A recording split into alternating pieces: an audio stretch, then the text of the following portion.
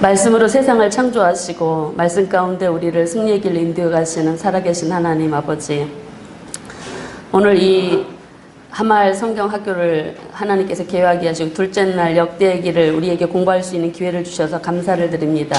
육체는 고나지만 영은 날마다 새로워진 은혜가 있게 하여 주시고 역대기서를 통해서 주시는 하나님의 뜻과 마음을 깨달아 알 수 있는 은혜가 있도록 하나님 우리 모두에게 성령으로 충만하게 하여 주옵소서. 함께 하실 줄로 믿고 예수님의 이름으로 기도 올리옵나이다. 역대기서를 공부하도록 하겠습니다. 역대기서는 역사서입니다. 그래서 우리가 구약성경의 역사서를 이렇게 구약성경 구조를 보시면 17호 17 여러분 잘 아시죠? 17권의 역사서 중에 역대기서가 들어가 있습니다. 근데 그 역사서를 또 이 역사서 중에 역대상하를 이렇게 그 역사의 빨래줄에다가 걸어 놓으면 역대상하의 위치가 사무엘상과 하 그리고 사무엘하와 열왕기 상하와 함께 같은 위치하고 있는 것을 볼 수가 있습니다. 그래서 역대상은 사무엘하 그리고 역대하는 열왕기 상하에 같은 위치에 있다라는 것은 바로 사무엘하 내용과 열왕기 상하 내용이 바로 역대상하에 나와 있다. 그대로 반복되어지고 있다는 그런 의미라고 할 수가 있습니다. 그래서 우리들은 보통 보면은 이 역대기서를 사무엘서에 또는 열왕기 상하서에 그 반복된 글이다 해서 역사이다 해서 사람들은 그 반복된 역사 뭐 필요하냐라고 하면서 그렇게 중요하게 다루질 않았었습니다. 그래서 때로는 어떤 기사는 반복해서 기록하고 있고 어떤 기록은 삭제하기도 하고 어떤 기록은 추가도 되고 어떤 기록은 보완도 되는 그런 모습으로 역대기서 기록되고 있는 걸 볼 수가 있습니다. 그러나 우리가 역대기를 통해서 좀 더 주시고 하나님께서 당시 포로기 공동체, 포로 귀환 공동체에게 주시고 싶어 하셨던 그 마음이 이 역대기서에 담겨져 있기 때문에 이 역대기서는 열왕기 상하서나 사무엘하의 반복 이야기뿐만이 아니라 그 안에는 독특한 메시지, 우리가 좀 더 다양한 해석을 해야 될 문제들이 많이 들어있다라는 것들을 제가 이제 먼저 서두에서 말씀을 드립니다. 그래서 역대기서는 왜 어느 정황에서 누구에게 어떤 메시지를 담아서 기록되었는가에 대해서 우리가 함께 살펴보려고 합니다. 보통 이스라엘 역사를 보면 우리가 이스라엘의 구약 역사의 가장 전환기가 바로 포로기 70년입니다. 과거 이스라엘의 역사를 출애굽 이후로 되돌아보면 이스라엘 백성들이 그 애굽에서 노예 생활하던 그들이 하나님께 선택받고 하나님 백성으로 부름받은 이유는 예배하는 백성으로 하나님 부르셨습니다. 그래서 그들을 하나님을 섬기는 백성으로 세우기 위해서 부르셨는데, 그래서 그들과 시내산 언약을 맺고 그리고 그들에게 율법을 주셨습니다. 그래서 이스라엘 백성들은 하나님이 주신 율법대로 순종해야 했고 그리고 하나님께서 기뻐하시는 뜻에 따라서 제사장 나라로 세워져야 했었습니다. 근데 이스라엘의 전 역사를 되돌아보면 그들은 하나님만을 예배하지 않았고 그리고 하나님을 의지하지 않았고 하나님만 의지하지 않았고 강대국들을 의지하고 권력을 의지하고 사람을 의지함으로 인해서 특별히 우상 숭배한 죄로 인해서 분열왕국의 아픔을 겪습니다. 그래서 분열왕국의 아픔을 겪고 나서 나라가 멸망을 하게 되죠. 근데 그 멸망하게 되어지고 나라가 북왕국은 135년 정도를 이어가고 있고 남왕국은 208년에 그 왕국을 이어가고 있는데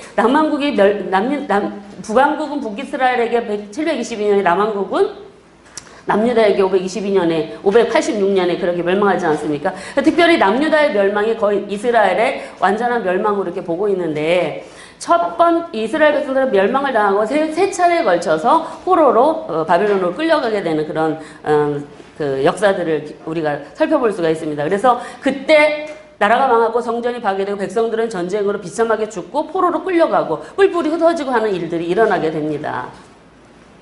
그래서 이렇게 이스라엘 나라는 하나님의 제사장 나라로 하나님의 율법을 순종하는 백성으로 온전하게 서지 못함으로 인해서 하나님의 징계를 받아서 멸망하게 되는 그런 역사를 이루게 되죠. 그래서 70년의 세월을 보내게 되어집니다. 근데 70년의 세월을 보내고 나서 그들은 돌아오게 되죠.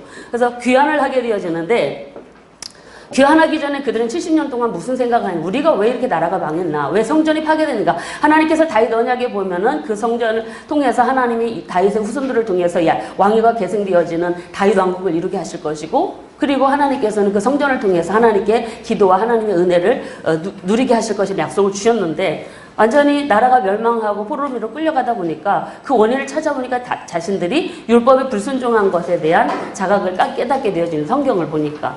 그래서 이스라엘 백성들이 멸망한 이유에 대해서 찾아보니까 신명기서, 레위기서 26장, 신명기서 28장에 나와 있는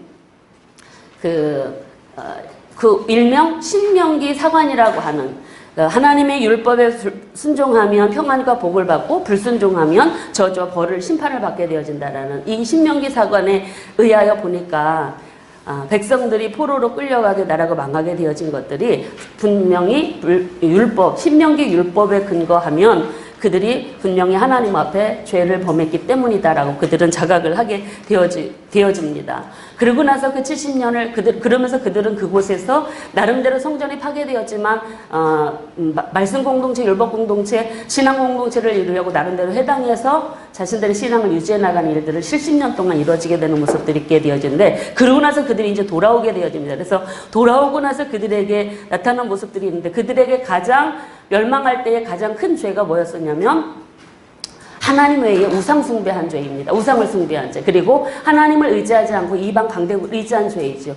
그래서 그런 포로 생활을 가서 보니까 우리가 우상 숭배하고 하나님을 의지하지 않고 믿지 않고 율법 순종하지 않아서 그랬구나. 그래서 그걸 배우고 돌아와서는 우상 숭배 일들을 버리고 온전히 말씀 중심으로 하나님을 섬기려고 하는 그런 일들을 하게 되어집니다. 그래서 포로 생활에서 돌아온 그들은 포로 생활 이후에 그들에게 변화가 일어나는데, 그 첫 번째가 바로 신앙의 변화가 일어납니다. 우상을 헛되고, 그리고 여호와가 진짜 하나님인 걸 깨닫고 돌아오게 됩니다. 그리고 하나님은 이스라엘 땅에만 계시는 분이 아니라 이방 나라도, 이방 역사도 주관하신 분이다라는 것을 깨닫고 돌아오게 되고, 돌아오게 된 이스라엘 백성들의 호칭이 변화되는 역사들이 일어나는데, 통일왕국 시대에는 이스라엘, 분열왕국 시대에는 북은 이스라엘, 남쪽은 유다. 그리고 이 돌아온 이들에게는 어떤 이름이 주어지게 되냐면 유대 사람, 예후디라고 하는, 포로 귀한 이후에는 예후디라고 하는 유대 사람이라고 하는 그런 이름으로 불려지게 되는 변화들을 겪게 되어집니다. 그래서 지역적인 이 예후디라고 하는 유대 사람이라고 하는 것은 유일신 야훼 신앙을 지키는 독특한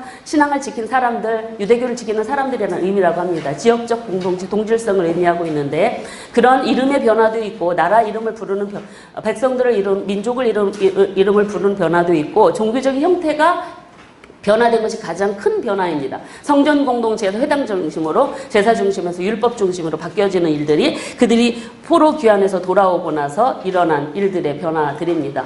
그래서 이 이스라엘 백성들의 포로기 동안 그들의 변화를 이루게 된 그 페르시아 왕들의 연대인데, 그들의 포로 귀환을 위해서 그들이 그렇게 70년을 보내고 돌아오는 데 있어서는 하나님께서 이방 나라 바벨론을 멸망시키시고 하나님께서 세워주신, 하나님께 감동시켜주신 고레스를 통하여서 포로 귀환의 역사들을 이루게 되어집니다. 그 왕이 바로 여기 나와 있는 고레스 2세라고 하는 사람에 의해서 포로 1차 귀환이 되어지고 3차에 걸쳐서 포로 귀환이 되어져서 그들은 하나님의 성전을 짓고 하나님의 예배 공동체로, 성전 중심 예배 공동체로 이루려는 그런 모습들이 되어집니다. 그래서 보통 1차, 2차, 3차 포로 갔다가 3차 귀환해서 오는 일들, 이 부분은 제가 역대기에는 없는데 제가 참고로 그냥 여러분들에게 먼저 들어가기 전에 말씀을 드립니다. 그래서 이렇게 3차로 돌아온 그들에게 있어서 무슨 일이 일어나면, 그들에게는 성전을 건축했습니다. 물론 바로 건축된 것이 아니라 방해로 인해서 한 20년 동안 있다가 20년 만에 성전 건축되어지고, 그 안에서 에스라와 느헤미야를 통하여서 말씀이 읽혀지고, 그리고 신앙의 개혁들이 일어나게 되어집니다. 그렇게 되면 그들은 과거의 다윗 시대에 그 엄청난 하나님이 복을 부어주셨던 그 왕국이, 다윗 왕국이 다시 세워지고, 즉 페르시아의 압제, 바벨론의 압제에서 그들은 회복되어지고, 그리고 그들은 하나님의 백성으로서의 공동체를 완전히 회복될 줄로 믿었습니다. 그런데 포로로 귀환해서 그들이 성전을 짓고 성전 중심으로 신앙 공동체를 이루려고 하지만 그들의 현실은 여전히 그 땅은 황폐해 있고 바벨론은 여전히 페르시아에게 넘어갔기 때문에 여전히 그들은 70년 이후에도 페르시아의 속국으로 그들은 삶이 계속 이어졌다라는 것입니다. 그래서 그들은 역경을 딛고 성전 건축한 이후에도 희망적이지 않았습니다. 그들의 삶에는. 그래서 포로 귀한 공동체들이 질문한 것이 바로 이 내용들입니다. 우리는 과연 하나님의 백성으로 존재하는 것이 맞는가 아직도. 하나님께서 그리고 회복하시겠다라고 하는 영원할 것이다라고 하는 다윗 왕조의 회복은 과연 이루어질 수 있는가. 그리고 다윗의 언약은 이게 끝인가? 성전 멸망하고 나라 명하고 지금 여전히 우리는 성전 건축했다고 하지만 성전 돌아왔지만 이 모든 것들이 과연 다윗의 언약이 여전히 영원하다고 하는 언약이 지금도 유효하는가? 라는 부분에 대한 이런 그 질문들을 하게 되어집니다. 역대기서가 왜 기록되어 있는가 하면은 이러한 당시 포로 귀한 공동체들의 질문에 대하여 역대기는 대답을 해주고 있습니다. 그래서 그 포로 귀한 공동체들이 과연 하나님의 백성이고 여전히 여러분들은 하나님의 백성이고 다윗의 후손으로 왕조가 계속 계승될 것이고 그리고 다윗의 언약은 지금도 이루어지고 있다라는 사실들을 대답해주기 위해서 이 포로 귀한 공동체의 질문에 대답하기 위해서 바로 역대기가 기록되었다라고 하는 그 말씀들을 제가 먼저 역대기 공부하기 전에 먼저 드립니다. 그래서 보통 구약 17권의 역사서를 볼 때 이 포로기를 중심으로 해서 포로 전 역사, 포로 후 역사로 그렇게 우리가 나누지 않습니까? 그래서 포로 전의 역사를 우리가 포로기 이전에 기록되어진 역사서를 우리가 살필 때 무엇이 기준으로 해갖고 무엇을 기준으로 해서 사람들이 옳고 그름을 판단할 것인가라는 그 기준이 있습니다. 그러니까 역사를 기록할 때 보면 역사를 기록하다 보면은 그 역사를 기록한 사람의 사관이 무엇인가에 따라서 역사를 보는 관점이 무엇인가에 따라서 포로 전의 역사, 포로기 후에 세워진 그런 기록되어진 그 역사들의 내용 역사에 기록되어진 사람들을 판단하게 되어지는 것입니다. 그래서 우리는 이 구약 성경을 공부할 때 이 포로 전에 기록되어진 역사서를 보려면 신명기 사관이라고 하는 관점으로 봐야 되고 포로기 이후에 기록되어진 그 역사서는 역대기 사관을 통해서 우리가 들여다봐야 바른 이해를 할 수 있다라는 그런 내용 속에서 바로 이 시간에는 신명기 사관과 역대기 사관에 대한 말씀을 잠깐 드리도록 하겠습니다. 신명기 사관은 아마 여러분들이 앞에서 여호수아 시작하실 때 잠시 들으셨을 줄로 압니다. 신명기사가는 바로 어디가 기초하냐면 신명기 27장, 28장이 기초해서 하나님께서 주신 모세의 율법, 시내산 언약에서 주신 그 모세의 율법이 신명기서 특별히 27장, 28장이 기초해서 세워진 그런 사관입니다. 모세 전승입니다. 그래서 모세를 통해서 주신 율법에 근거하여 신명기 말씀에 근거하여 역사를 들여다본다는 것입니다. 그 내용은 여러분들이 잘 알고 있듯이 율법을 순종하는 자에게 임할 축복, 불순종하는 자에게 임할 심판이 강조되고 있는 것들이 바로 신명기 사관이라고 할 수가 있습니다. 근데 이 상벌, 하나님께서 이 상과 벌을 주시겠다라고 강조하시는 것은 그들을 그렇게 멸망시키겠다라는 말씀이 아니고 그 상벌을 통해서 회개를 촉구하기 위해서 그렇게 상과 벌을 여기에서 이야기하고 있는 것입니다. 그래서 포로기 이전에 기록되어진 모든 역사서는 이렇게 상과 벌을 강조해서 이스라엘 백성들의 회개를 촉구하기 위한 신명기 사관에서 기록되었다라고 여러분들이 이해하시면 좋겠고요. 특별히 포로기 이전에 기록되어진 이 신명기 사관에 의해서 보여지는 그 역사서에 기록되어진 내용들은 현실 정치와 죄에 대한 비판, 도덕성 강조들이 굉장히 되고 있는 모습들. 그래서 신명기 사관은요, 예언자적 관점에서 기록되어진 사관이라고도 여러분들이 함께 기억하시면 좋겠습니다.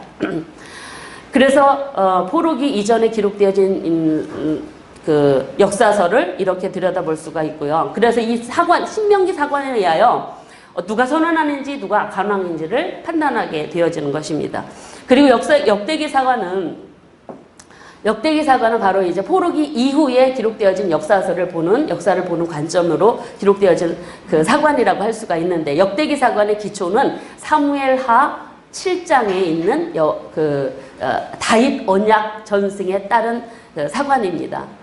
그래서 역대기 사관의 배경은 포로기 후입니다. 그들이 나라가 망하고 성전이 파괴되고 포로민으로 끌려가는 그 고통스러운 삶을 경험한 이후에 과연 하나님은 분명히 성전을 통한 하나님의 축복과 다윗 언약을 통한 이스라엘 백성들, 남유다 백성들의 그 존속을 약속해 주셨는데, 보호를 약속해 주셨는데 아니잖아요. 심판을 통해서. 그러니까 바벨론 70년의 세월을 통해서 그들은 그 회의감이 느껴지는 것입니다. 이 약속에 대한.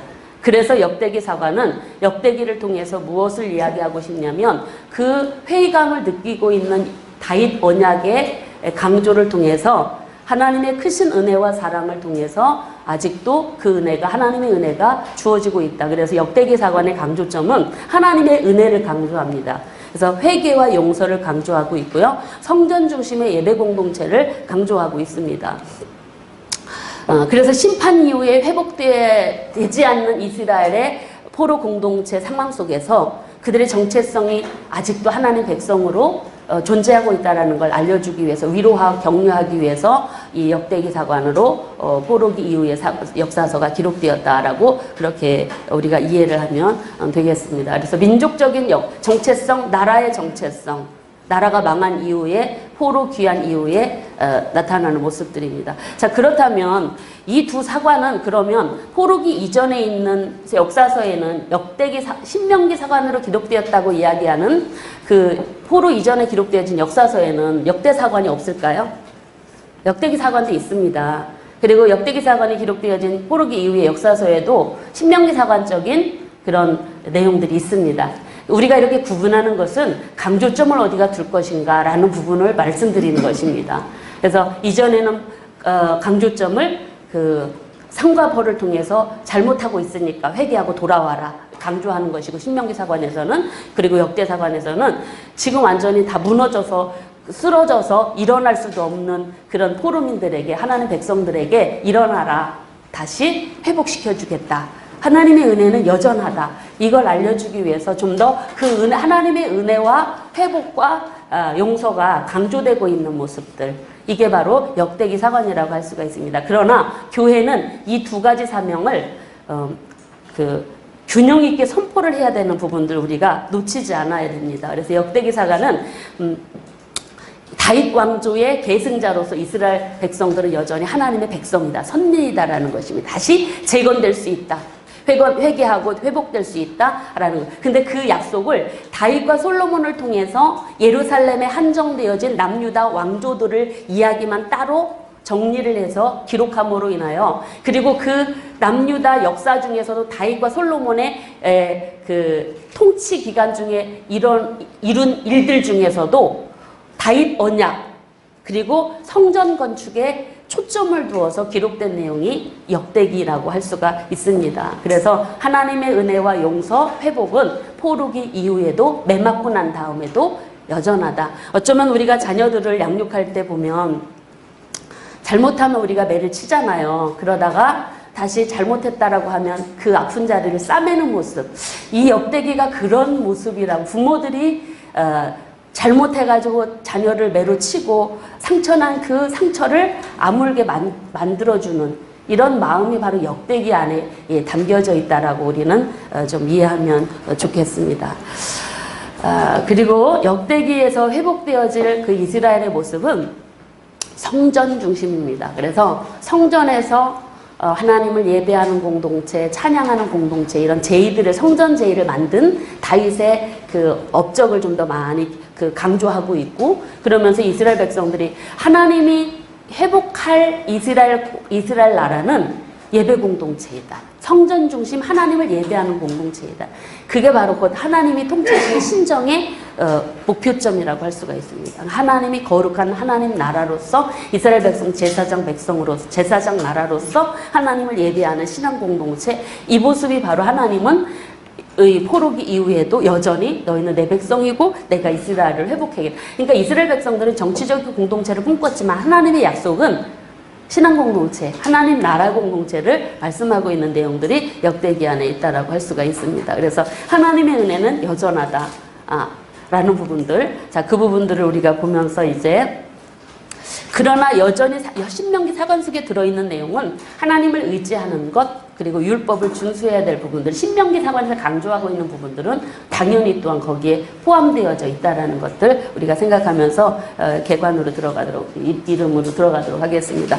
역대기서의 이름은 바로 그날들의 시간들, 히브리 성경에 보면 그날들의 사건들이라고 그렇게 이야기하고 있는데, 원래는 이 한 권의 책을 히브리 성경을 헬라어 성경으로 바꾸는 70인용에서는 두 권으로 구분을 해서 헬라어 성경에서는 간과한 것들의 첫 번째, 빠진 것들의 첫 번째 라는 그런 제목으로 이 역대기서의 이름을 붙였다라고 그렇게 이야기하고 있습니다. 역대기상은 첫 번째 책, 역대기하는 바로 두 번째 책이라고 보게 되겠습니다. 그래서 우리가 지금 공부할 때는 역대기 상하서를 같이 한 권으로 해서 공부하도록 하겠습니다. 그래서 우리는 역대기서에 대한 가치를, 사람들은 너무 반복되어진 내용, 유대 왕국의 이야기들이 반복되어졌다라고 그래서 굉장히 그 가치를 소홀히 하고 있지만, 이미 역대기서의 가치는 여러 자료들을 통해서 이미 다른 가치들이, 역사적 가치가 다른 전승 자료들을 추가해서 기록되어진 책이다라는 이런 역사적 이런 자료들이 이미 나와 있기 때문에 역사적 가치가 오히려 더 사무엘 상하와 같이 보면 더 크다라고 그렇게 볼 수 있다라는 부분들 여러분들이 좀 참고해서 같이 기억하시면 좋겠고요.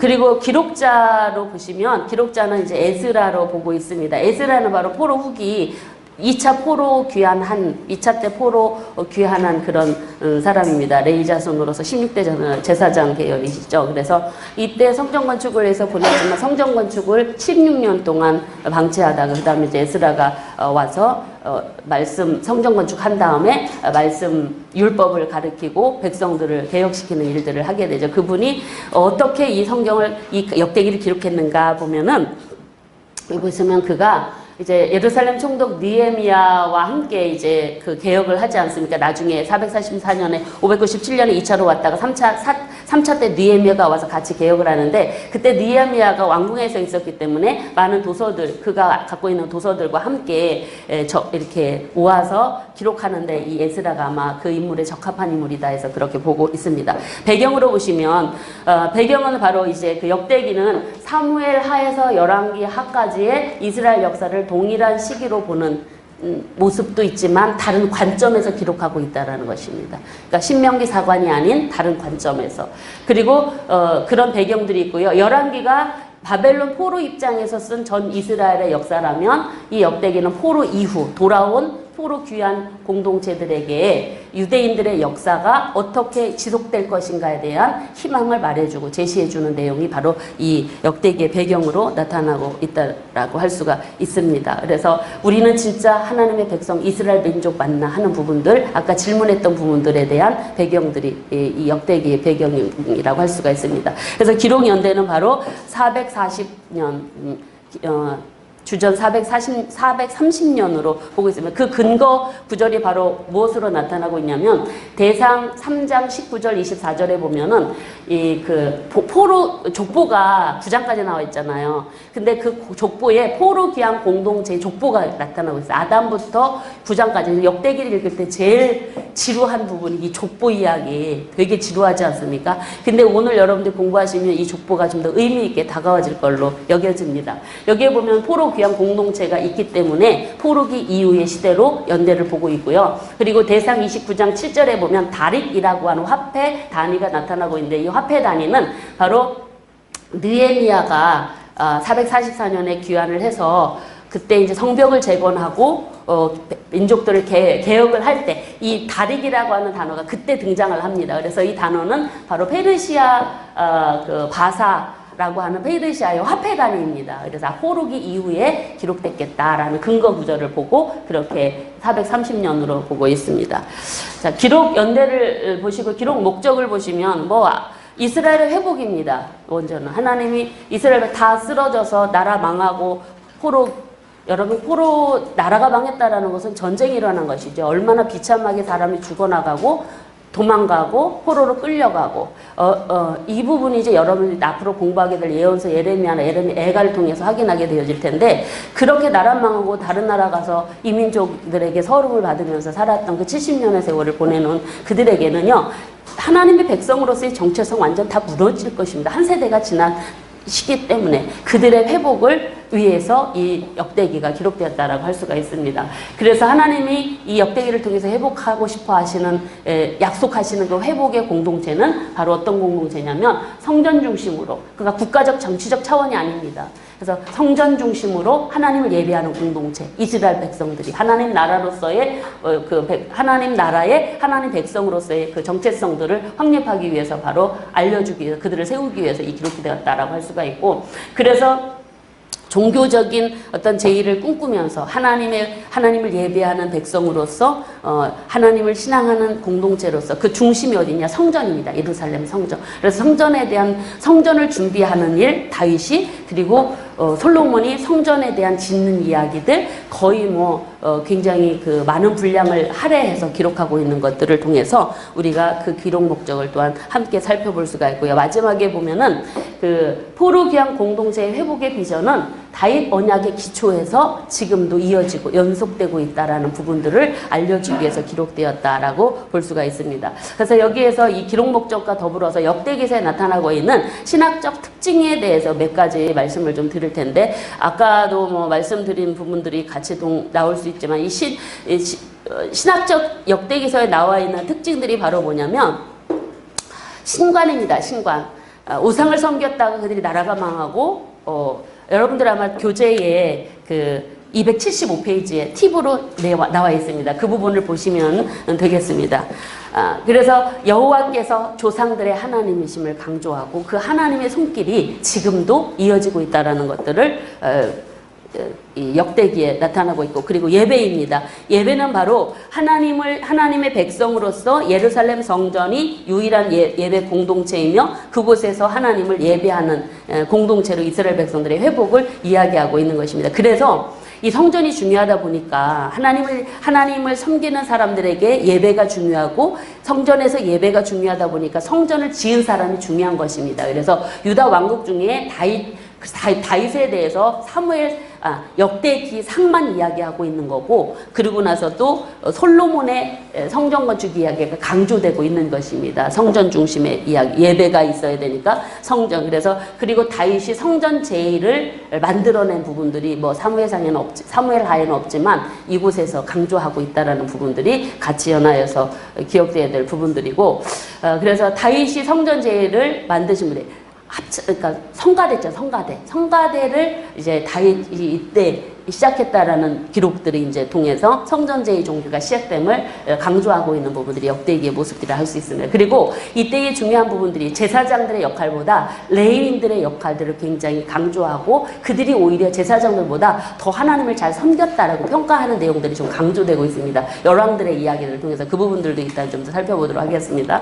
그리고 또한 세 번째로는요, 메시아 신앙입니다. 이 메시아 신앙은 바로 여기에서 좀 더 레위인들을 왜 강조하고 있냐면은요, 성전제에서 레위인들이 막 종교개혁할 때, 히스기야 때랑 요시야 때랑 정교개혁할 때요, 그때 그 제사를 집례하고 돕는 사람들이 제사장이어야 되잖아 원래. 근데 제사장 부족했었어요. 제사장이 부족했고 레위인들이 가서 제사를 집례하고 돕고 그랬는데, 왜 그랬냐면 나라가 멸망당하는 죄가 우상숭배제잖아요. 그때 바로 왕과 제사장, 선지자들이 많이 타락했지 않습니까? 그래서 바로 이 제사장들이 많이 우상숭배하는 타락의 모습을 통해서 온전하게 하나님을 섬기는 일들이 없는 그런 모습들 속에서 바로 이제 이 레위인들의 중요성들을 강조하고 있는 부분들이라고 할 수가 있어요. 메시아 신앙이 나타나고 있는데, 이 다윗 왕조를 통한 영원한 왕위 계승, 보존, 이것은 바로 영원하다라고 하는 것은, 사람은 죽으면 끝나는데 뭐 영원합니까? 근데 이 다윗 후손을 통한 영속성, 다윗 언약의 연속성은 바로 뭐냐면, 포로 공동체의 회복의 비전은 다윗 언약에 대한 연속성인데 현실적인 통치자가 지금은 그들에게는 없습니다. 포로기한 공동체에게는.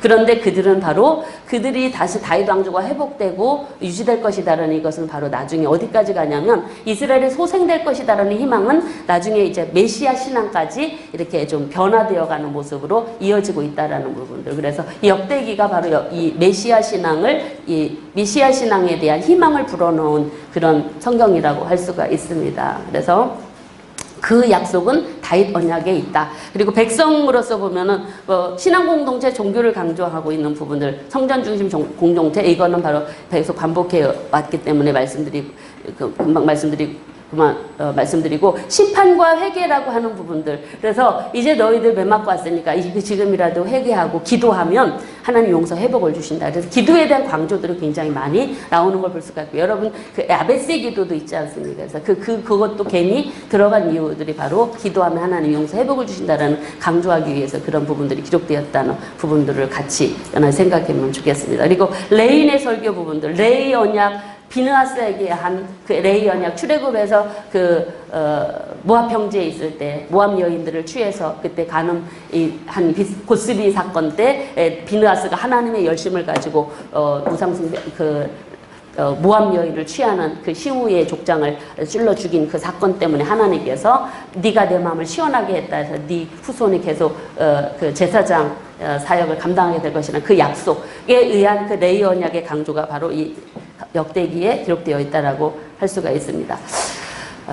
자, 그리고 이런 부분들이 이 레이인은요, 사실은 레이인 중에서도 누가 강조되냐면 느디님 사람들이 강조되고 있고, 또 마지막 역대하 마지막 장에 보면은 고레스를 통한 포로 귀환령 있지 않습니까? 이런 부분들이 강조되고 있는 부분들을 보면 하나님께서는 이 포로 귀환 공동체를 통해서 하나님의 예배하는 공동체를 세울 때 유대인들뿐만이 아니라 이방인 공동체도 그 공동체에 불러들이셨다라는 그런 부분들과 왜 이스라엘 백성들은 선민으로서의 그런 어떤 프라이드를 굉장히 강조하면서 배타적인 어떤 신앙 공동체, 대개 민족 공동체를 강조하지 않습니까? 근데 역대기에는 그거를 다 깨부시는 그런 모습들입니다. 이방인들도 들어오게 하고 그런 부분들이 나타나고 있다는 것을 우리가 함께 보면서 이제 첫 절과 끝 절로 들어가도록 하겠습니다. 첫 절은 바로 이제 1장부터 시작되어지는 족보 이야기가 시작되기 때문에 아담과 셋과 에노스가로 시작되어지고, 끝절은 바사왕 고레스가 이르되 고레스 칙령으로 마무리되어지고 있는 부분들이 역대기입니다. 왜 이렇게 보냐면 역대기의 구조를 여러분들이 보시면은 여러분들이 교재도 보셔도 되고, 그리고 전체 보기 앞에를 보셔도 됩니다. 그래서 구조를 보시면서 여러분들이 함께 좀 살펴보실 텐데, 역대상하의 구조는 여러분 한 권으로 우리가 볼 때 그러니까 역대상 1장에서 역대하 36장까지를 이렇게 한 권으로 보면서 우리가 함께 공부하도록 하겠습니다. 역대상은 29장, 역대하는 36장입니다. 그래서 역대상은 아담의 족보로부터 시작해갖고 어디까지 가냐면 성전 건축, 다윗의 성전 건축 준비로 완료되어지고 있고, 그리고 역대하의 시작은 솔로몬이 등극해서 그가 누린 부귀와 영광의 통치의 이야기가 시작해서 성정을 건축하고, 그리고 시드기야 고레스 귀환 칙령까지 기록되고 있는 걸 볼 수가 있습니다. 그래서 그 구조상으로 보면은 1장부터 29장까지 역대상에는 다윗의 통치, 게보와 다윗의 통치로 좀 주로 이렇게 압축해서 볼 수가 있습니다. 그리고 11개가 작구나. 역대하는 솔로몬의 통치와 열왕들, 분열 왕국 왕조들 20명이죠. 그 왕조들의 이야기와 마무리는 유대 왕으로 끝나지 않고 고레스 페르시아 왕으로 마무리 짓고 있다라는 부분들 우리가 좀 보고 있고, 특별히 역대기는요 성전이 중심입니다. 성전 중심. 그래서 성전의 중심을 굉장히 강조하고 있는데, 이 성전 중심으로 한 신앙 공동체의 회복을 역대기를 통해서 강조하기 때문입니다. 그래서 먼저 보면은 여기 족보의 내용들을 보시면 세 부분으로 족보를 나눕니다. 지파 이전 시대, 지파 시대, 지파 이후 시대의 계보로 1장부터 9장까지 내용을 그렇게 세 부분으로 나눠서 볼 수가 있습니다. 그래서 이 족보의 기록 특징이 있는데, 중요한 족보를 보실 때 다음 지파 이전에서 지파 시대의 족보로 넘어갈 때 족보에 나와 있는 그 중요한 이름이요. 맨 뒤에 소개되고 있습니다. 중요한 사람이 그 맨 뒤에 소개되고 그 다음 지파 시대로 이어가고 거기서 맨 중요한 사람이 맨 마지막에 기록되고 그리고 또 지파 이후 시대로 넘어가고 그래서 이 족보가 그냥 이름이 기록된 게 아니라 가장 중요한 사람을 맨 뒤에 소개하는 방식. 그래서 뒤에 이어지게 될 그런 지파와 연결되어지는 그 족보와 연결되어지도록 그렇게 기록되어져 있습니다. 그래서 지파 이전에는요. 지파 이전 계보는 아담부터 이스라엘 12지파의 계보가 기록되고 있습니다. 그래서 여기에는 바로 이제 그 이삭과 에서 뿐만이 아니라 그 이삭의 이복 형제들까지도 이방인들까지도 기록되고 있는 부분들이 있고요. 지파 이전 시대에는요. 지파 시대의 모습은 누구만 기록되냐면 12지파 족보 중에서도 유다 지파 다윗 왕가가 이어지게 될 유다 지파와 베냐민 지파 그리고 레위 지파의 내용이 굉장히 이름이 자세하게 기록되고 있습니다. 그래서 다윗 족보, 레위 지파 족보를 중심으로 해갖고, 그러니까 유다 지파 부분 여러분들이 저 교재를 보시면은 그 278페이지 보시면은 좀 이해가 좀 쉽습니다. 그죠? 일단 자세히 들어가서 이제 보시게 될 텐데 유다 지파가 돼 있고 그 다음에 중간에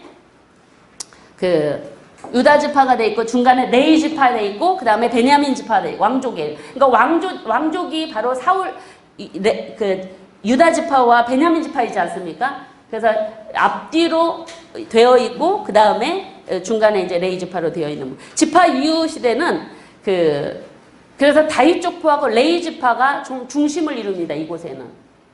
그리고 지파 이후 시대는 포로 귀양 공동체 족보입니다. 포로 이후 시대에 여기에는 그 지파 이전 시대 족보와도 모르고 그러니까 레위 지파 중심으로 기록되어 있습니다. 왜냐하면 포로 이후에 이 시대 역대에서 강조하고 있는 레위 지파의 역할을 굉장히 강조하고 있기 때문에 그 레위 지파의 이야기들을 좀 더 여기서 강조하고 있다는 부분들 여러분들이 좀 보시면 되겠고 다윗의 통치를 통해서는요.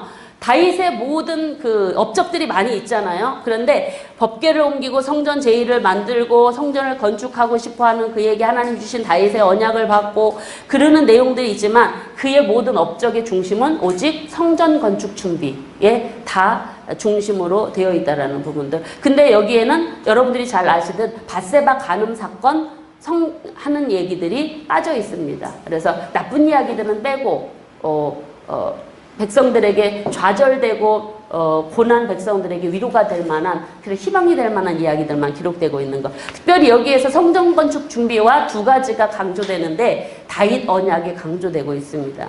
그가 성전 짓고 싶어 하는데 하나님이 주신 게 다윗의 언약입니다. 그래서 네 후손을 통해서 왕위가 영원히 계승되고 보존되며 하나님의 보호하심이 계속되고 있을 것이다라는 부분들을 여기에서 강조해주고 있고요. 그리고 이제 세 번째 포로 귀양 공동체의 지파 이후 시대의 계보는 포로 공동체의 내가 지금 뭔 얘기하지? 지금 뭔 얘기야? 다윗의 이야기를 하다가 지금 포로 공동체로 가고 있습니다. 그래서 다윗의 그 왕조 수립에 있어서 성전 건축 준비에 굉장히 몰두하고 있는 부분들 내용이 나와 있고요. 그리고 나서 여기 열왕기 역대하 솔로몬의 취임과 통치를 통해서 역대하로 들어가게 되면 솔로몬의 통치가 나오지 않습니까? 1장부터 9장까지. 그러니까 역대상하는 굉장히 좀 닮은 꼴이 있습니다. 1장부터 9장까지 역대상에서는 족보 이야기가 나오고 있고 역대하에서 1장부터 9장까지는 솔로몬의 기록이 나오고 있습니다. 좀 이해하기가, 좀 기억하기가 좀 쉬우시겠습니다. 그래서 솔로몬의 이야기들이 이제 9장까지 나오는데, 솔로몬의 통치 이야기가 나오는데, 여기도 솔로몬의 통치도 중요한 게 바로 성전 건축. 그리고 그 솔로몬이 우상숭배한 죄의 이야기는 빼고요. 그리고 그가 누렸던 지혜와 부귀영화. 이걸 굉장히 강조함. 이걸 하나님이 내려주신 복으로 기록하고 있고요.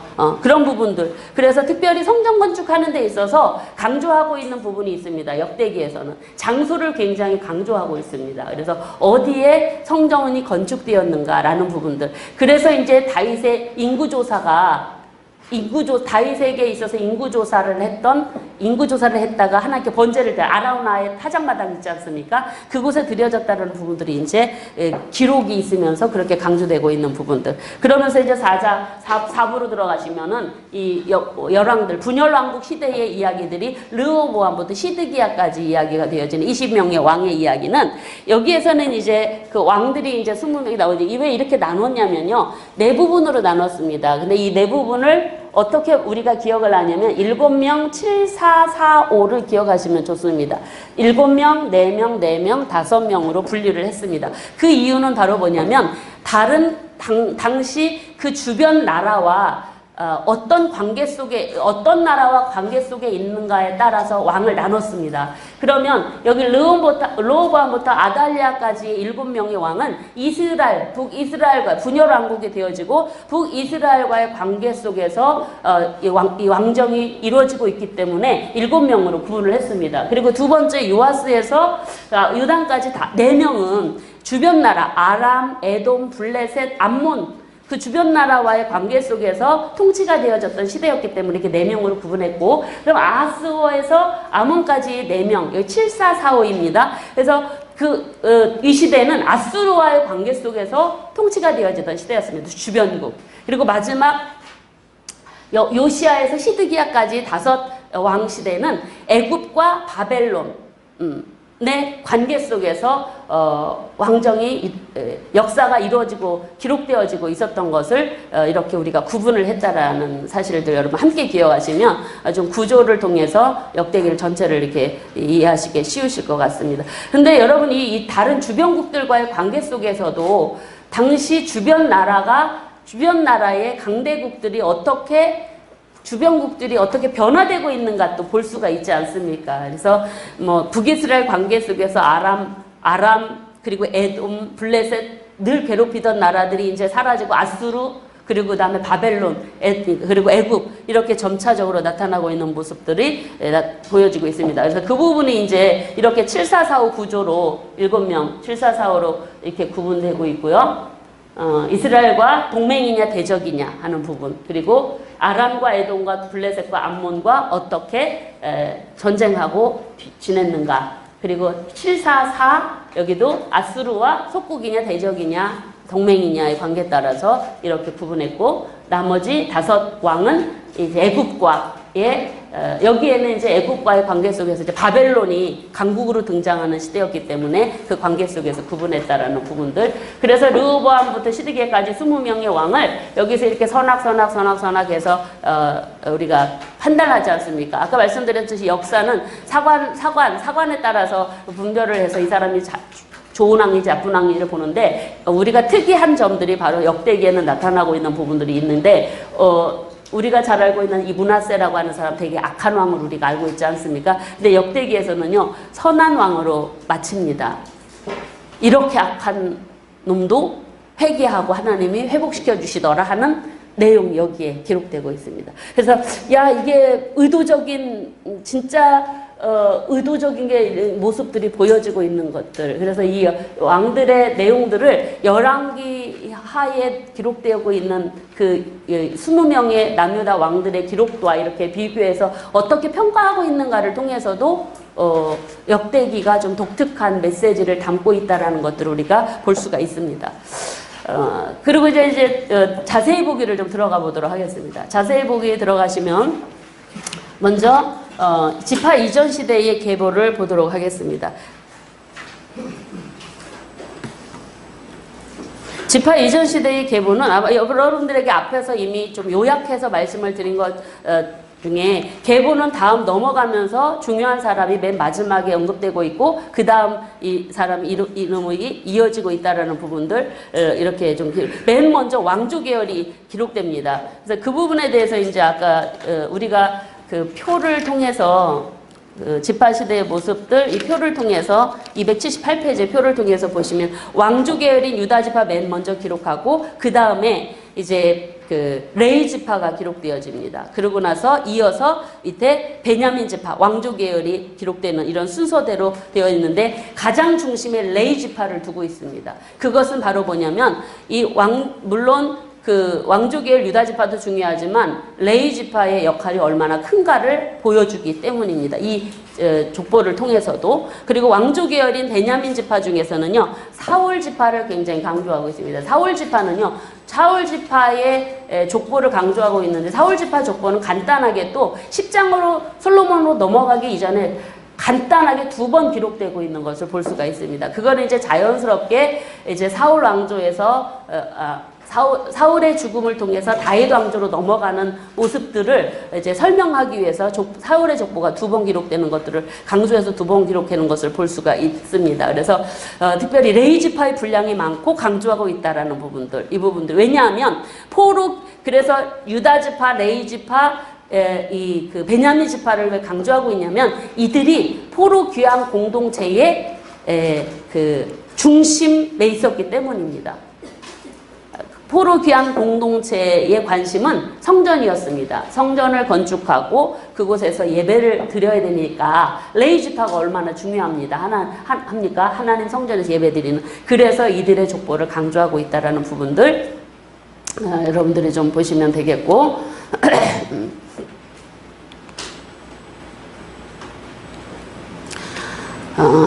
그리고 지파 이후 시대에 가서 보시면 지파 이후 시대에 가시면 여기 이 부분을 제가 아까 못 봐드렸네. 이런 식으로 위치가 되어 있다라고 하는 부분들.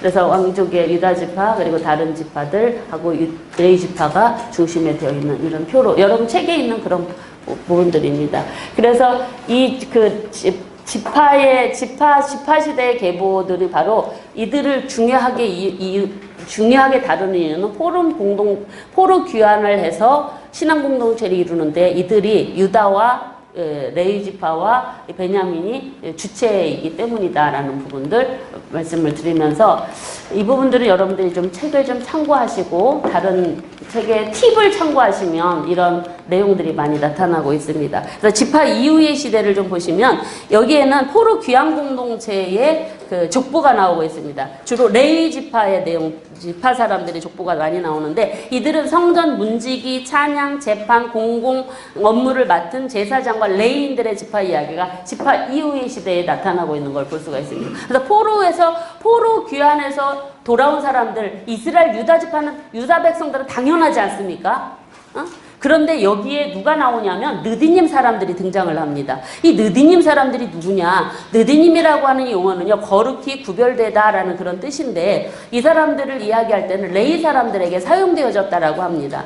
그런데 여러분 우리가 보면 열왕기상 9장에 보면은 이 이스라엘 백성들이 7족속 중에 쫓아내지 않고 남은 자손들이 있었습니다. 근데 그들이 이제 다 이스라엘 백성들에게 다 종으로 살겠다라고 한 사람들이겠죠? 그들을 이제 솔로몬 시대에는 역군을 삼았습니다. 그래서 성전에 그러니까 물을 나르고 나무를 나르고 하는 그런 일들, 그리고 이들을 나중에 이제 그 성막이나 성전에서 레위인을 섬기는 사람들로 배정되어지죠.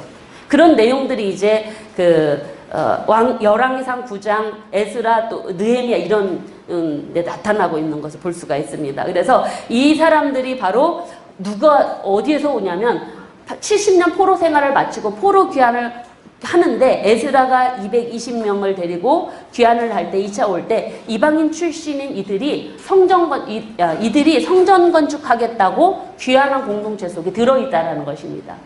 유다 지파도 아닌데 굳이 오냐고요. 와봤자 70년을 살다가 돌아오면 거기에서도 어느 정도 자리가 잡혔을 텐데, 돌아와 보면 다 쑥대밭이 됐을 텐데, 돌아와봤자 아무 이익도 없을 텐데 이들이 돌아왔다라는 것입니다. 그래서 여기서 느디님 사람들의 족보도 언급되고 있는 부분들, 그래서 얼마나 그 이방인이지만 이들은 하나님 성전 건축하고 싶은 열망에 함께 했는가를 여기 모습을 통해서 볼 수가 있습니다. 그래서 이 느디님 사람들에 대한 내용들도 좀 우리가 함께 살펴보면 좋겠고, 다윗의 통치를 좀 들어가시면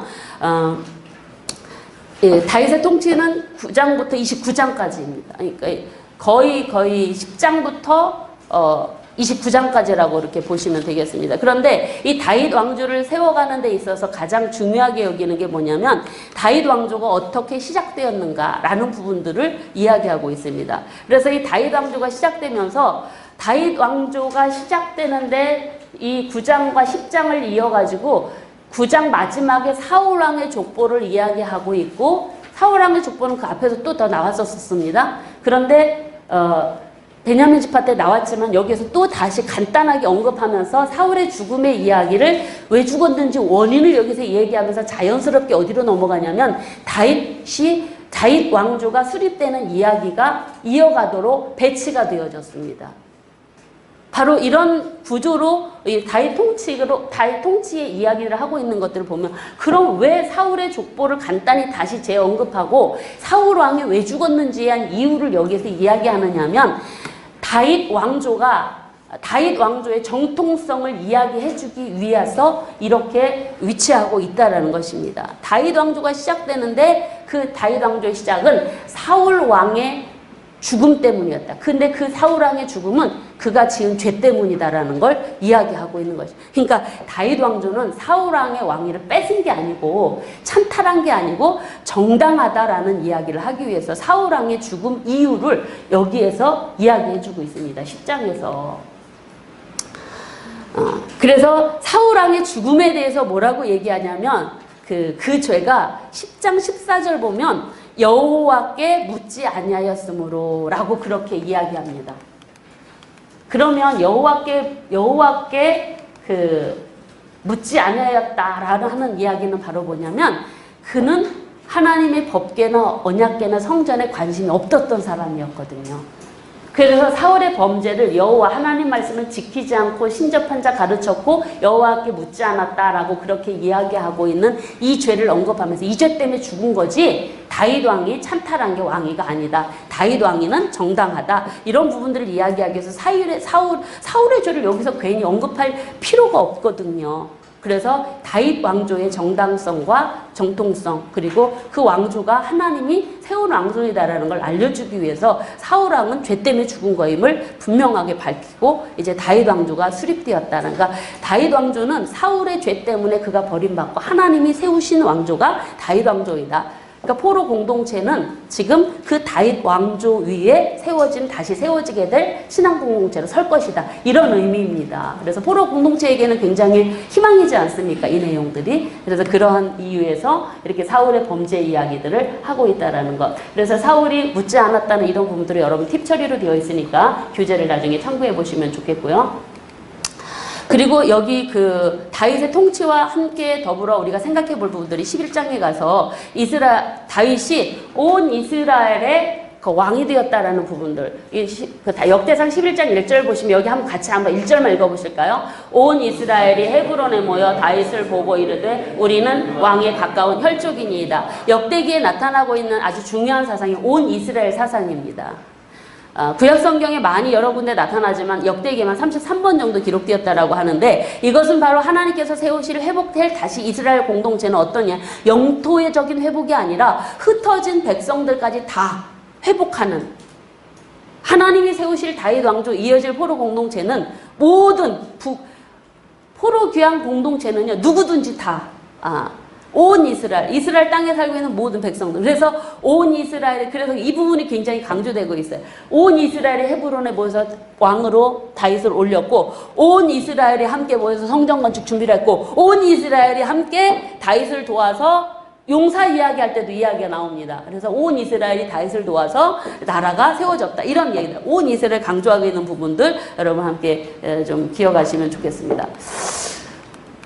온 이스라엘 사상들 보시고 그 다음에 이제 언약궤를 옮기다가 실패한 내용 우리가 열왕기 하에서도 나타나고 있지 않습니까? 근데 열왕기 하에서 이제 법궤 이동하는 부분들 이 부분들을 우리가 좀 잘 알기 때문에 넘어가고 근데 여기에서 중요하게 여기는 부분들이 뭐냐면 언약궤 이야기 나오는 데 있잖아요. 사울의 죄가 언급하고 있다라는 부분들입니다. 이 실패한 부분에 있어서 그래서 왜 그러냐면 언약궤와 관련되어지는 내용은 하나님께 기도했느냐, 물었느냐, 안 물었느냐의 문제거든요.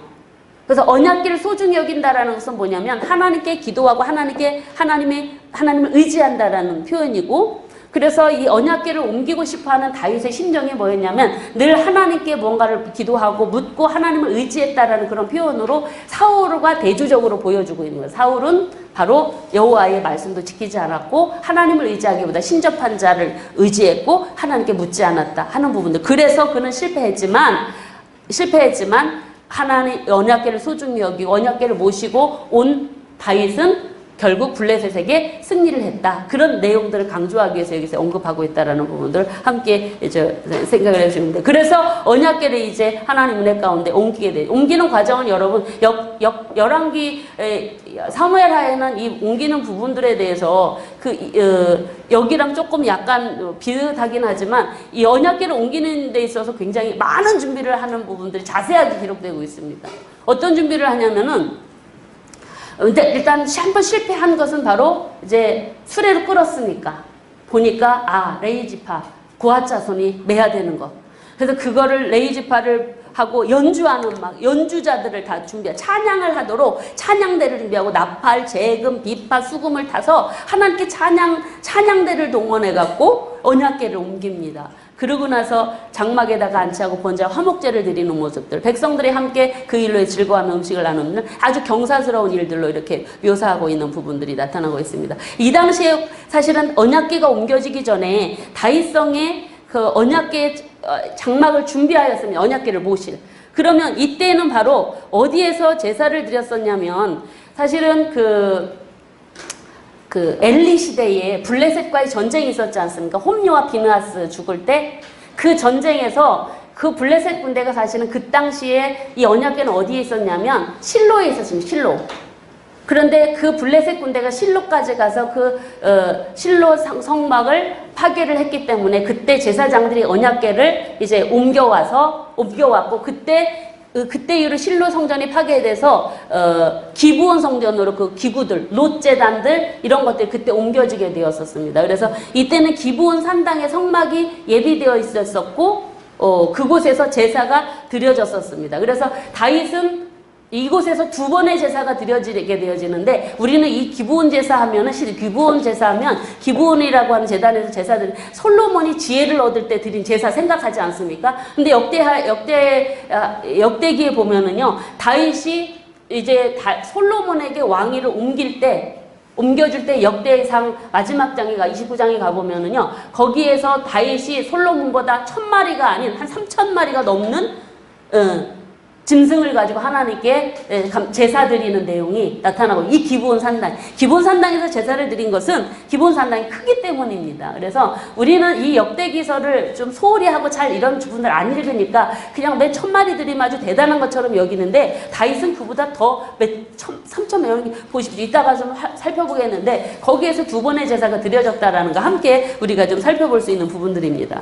그리고 다윗의 그 모습은, 다윗은 또 이제 새로운 제의제도를 만들었다라는 것입니다. 예배드릴 때 찬양대를 만들고 하는 부분들, 이제 다윗의 모습 속에 나타나고 있는데, 그리고 그러면서 하나님께서 이렇게 성전을 옮겨놓고, 그러니까 언약궤를 옮겨놓고 하나님 앞에 성전 건축의 마음을 가지고 이제 있는데, 나단 선지자에게 그 이야기를 했더니 하나님께서 기뻐하시면서도 허락하시지 않는 모습, 그 대신 준 게 바로 다윗 언약, 이게 바로 이제 17장에 나타나고 있습니다. 다윗 언약. 그래서 이 다윗 언약을 통해서 바로 하나님께서는 다윗을 통해서 성전 건축의 이야기를 합니다. 그래서 성전 건축이 근데 이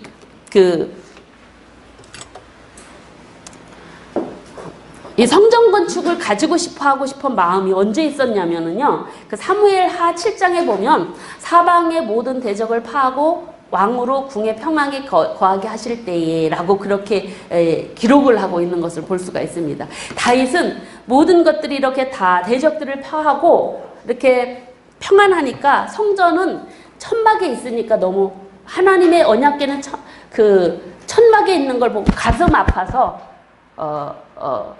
그렇게 초라한 장막을 보고 성전 건축할 마음을 갖게 된 것입니다. 그리고 또 이제 기브온에는 이제 제단이 있고 거기에서 제사를 드리고 있고, 언약궤는 또 여기 예루살렘 성전에 있지 않습니까?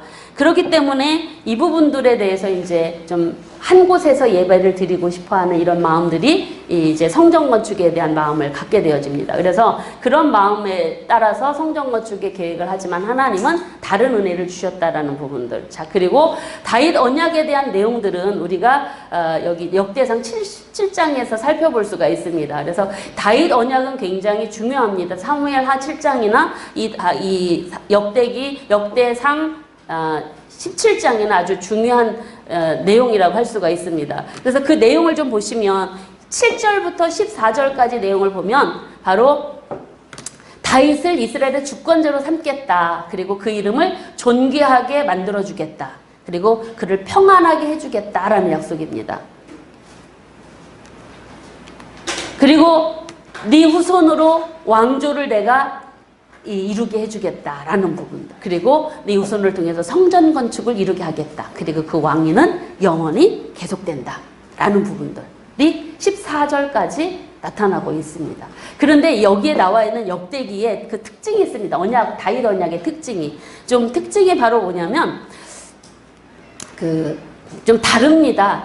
역대하 17장 14절하고 사무엘하 7장 16절하고 비교를 해보면 내용이 좀 다릅니다. 어떻게 다르냐면 우리는 이제 먼저 본 사무엘하 17장 내용은 내 집과 내 나라가 내 앞에서 영원히 보존되고, 내라고 하는 건 다윗 본인에게 주어지고 있는 약속으로 이야기되고 있고, 역대하 17장 14절에서는 내가 영원히 그를, 여기는 뭐냐면 그 후손을, 즉 이제 우리가 잘 알고 있으니까 솔로몬, 그 후손을 내 집과 내 나라에 세우고 그 후손의 왕위가 영원히 견고하게 하리라. 차이점이 있다라는 것입니다. 이게 특징입니다.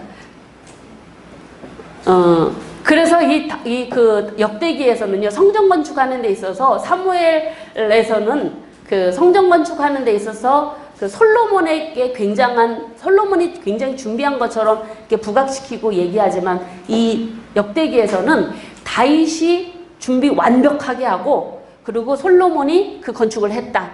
그러니까 성전 건축의 공로는 사무엘에서는 그러니까 솔로몬에게 많이 돌리는데, 역대기에서는 다윗과 솔로몬에게 함께 돌리고 있다라는 부분들이 좀 다른 모습이라고 할 수가 있습니다. 그래서 하나님은 다윗에게 성전 건축에 대한 허락을 안 하시고 그 후손에게 하시겠다라고 하는 부분들.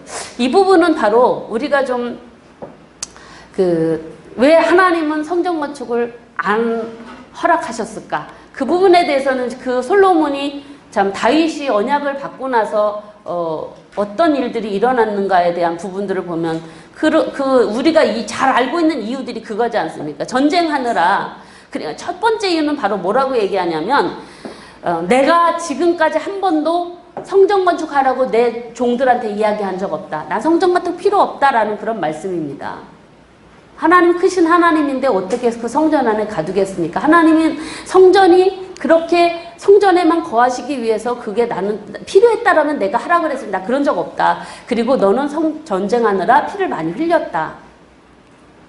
라는 부분들 때문에 다윗을 성전 건축에 반대하고 있는 부분들이라고 할 수가 있습니다.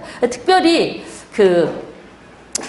여기에서 역대기에서 강조하고 있는 부분들은 바로 뭐냐면 성전 건축을 다윗에게 반대한 이유들이 바로 뭐라고 생각하냐면 백성들을 위한 배려라고 그렇게 말씀을 드릴 수가 있습니다. 바로 뭐냐면 성전이 다윗이 만약에 이렇게 많은 사람들을 죽이고 전쟁을 통해서 이렇게 영토가 확장되지 않습니까?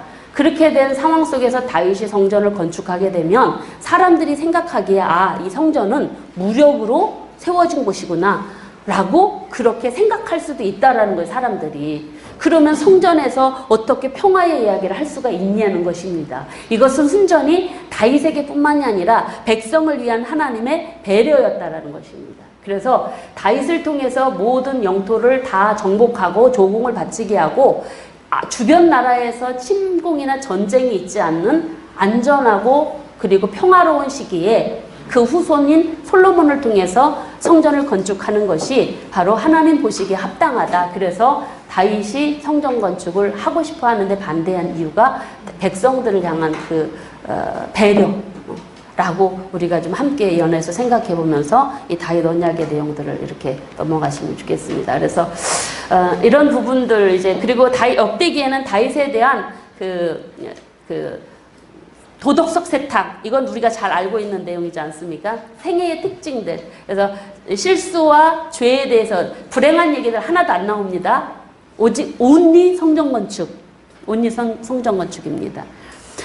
그리고 버림받은 사울에 비해서 다윗 왕조의 정통성을 얘기하기 위해서 아까 그 죄를 언급하는 부분들, 이게 바로 이제 다윗생의 특징으로 나타나고 있고, 일평생 성전 건축에 일관하고 있다라는 부분. 성전 건축은 하지 않았지만 그 준비를 모든 물품 완벽하게 준비하는 부분들이 좀 자세하게 나타나고 있죠. 그래서 역대기 기자의 관심은 성전 건축에 있다. 그래서 다윗의 생애를 이야기함에 있어서도 성전 건축을 5장이 넘게 그렇게 이야기하고 있고, 그리고 다윗으로 시작해서 솔로몬으로 성전 건축이 완성됐다라는 걸 강조하고 있는 부분이 이 역대기에서 강조하고 있는 내용들입니다. 그리고 이제 21장에 가면 이제 다윗의 그 인구조사 이야기가 나오지 않습니까? 그래서 이 인구조사 이야기는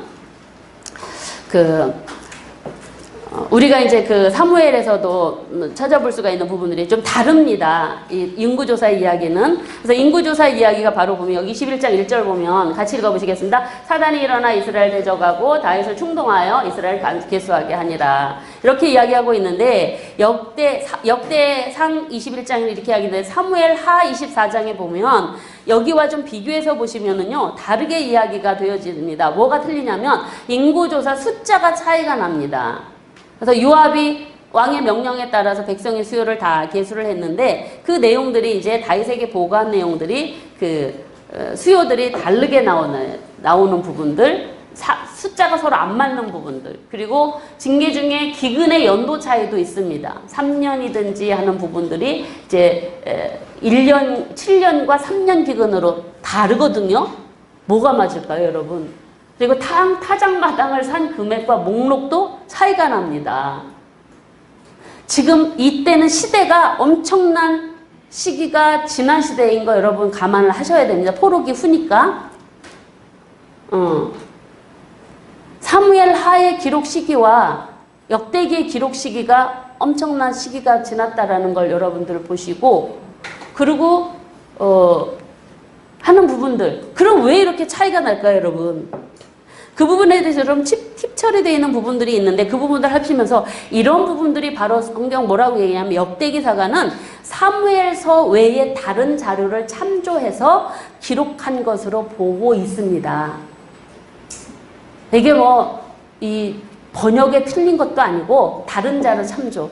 그래서 이 사무엘서에 나와 있지 않은 이런 내용들은 이거 틀렸다 정죄하지 않고 이런 기록들도 있다라고 그렇게 다른 자료를 참조해서 이런 내용들이 나타나고 있다라고 우리가 함께 생각해 보면 좋겠습니다. 그래서 여러분 팁 처리된 부분들을 같이 참고해서 보시면 좀 좋겠습니다.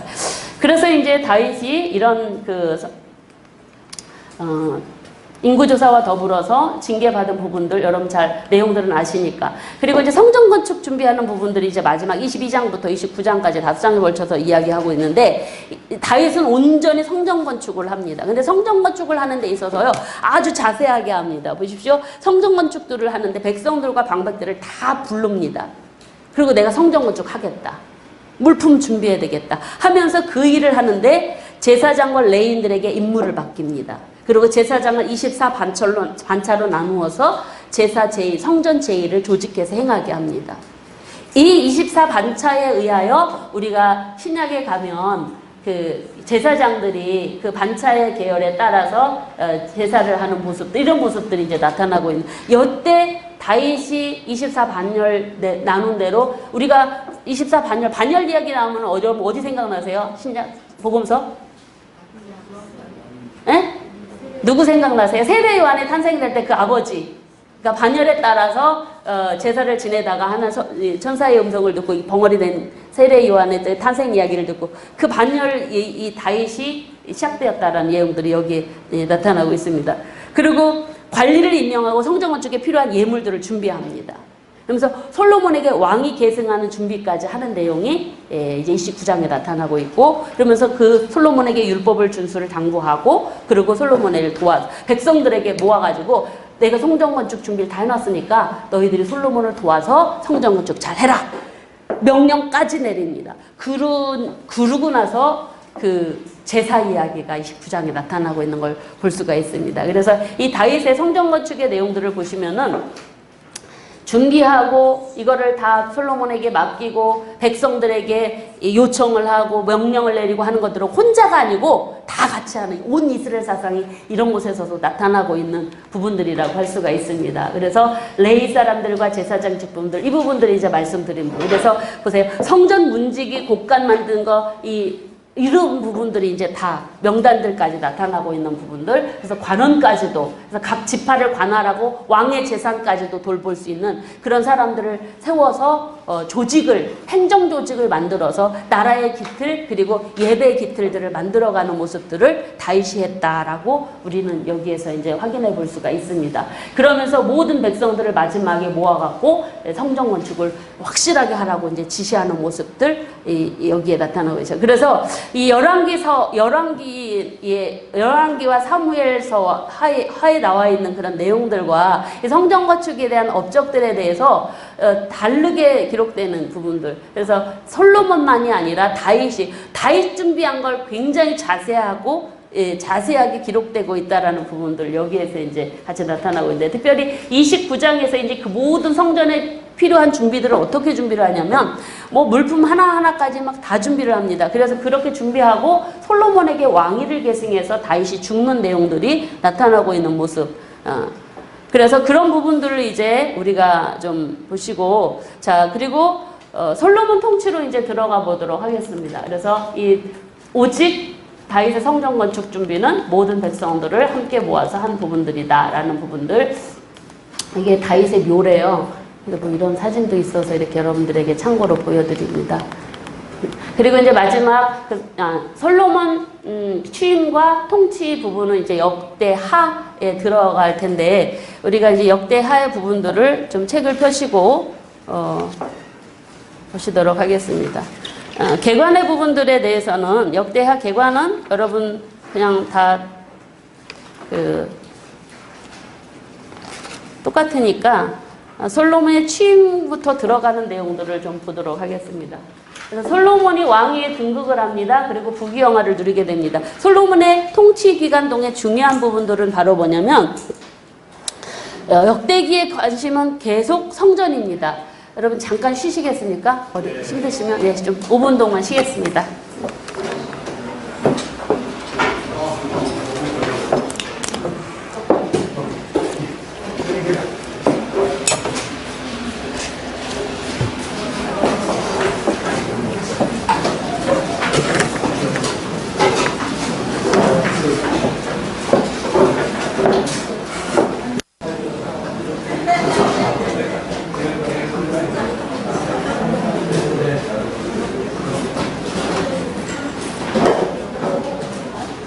끝나는 시간이 몇 시예요? 끝나는 시간이 몇 시?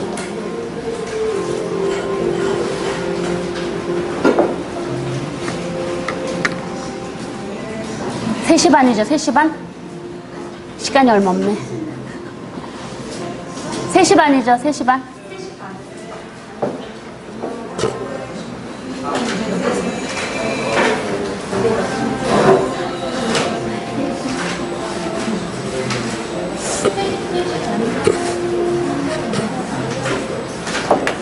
세 시 반? 3시 반이죠? 3시 반인데요. 3시 반 전에 10분 쉬는 게 있는데 지금 쉬셨으니까 그래. 그냥 3시 반까지 여쭤볼게요. 네. 배터리 확인. 네네.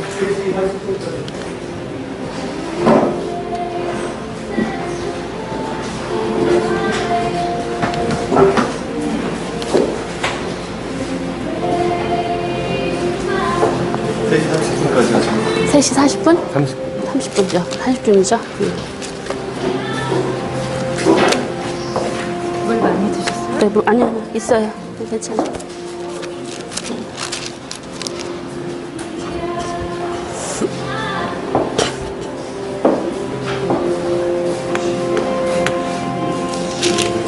그러니까 290쪽이에요.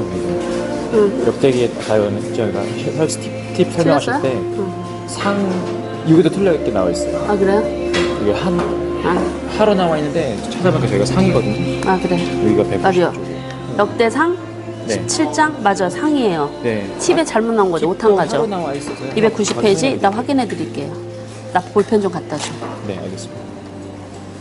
여기서 여기지? 여기지? 네, 이게 여기지, 맞아. 하루 남았어요. 그럼 여기도 긴가? 아, PPT는 나중에.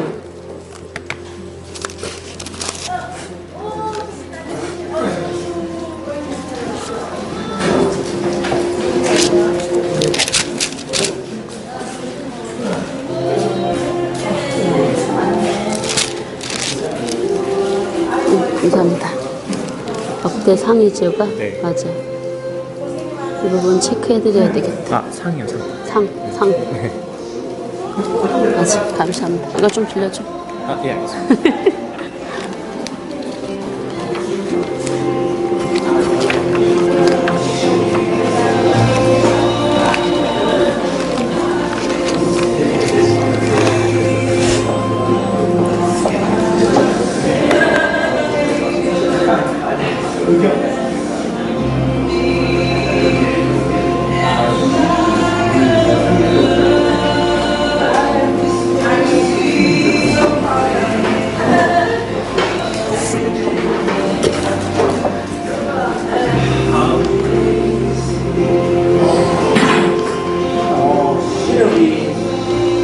나 운동해야 될 수 있어.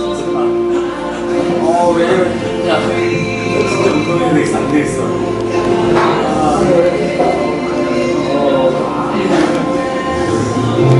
진짜 호텔 체력 이거.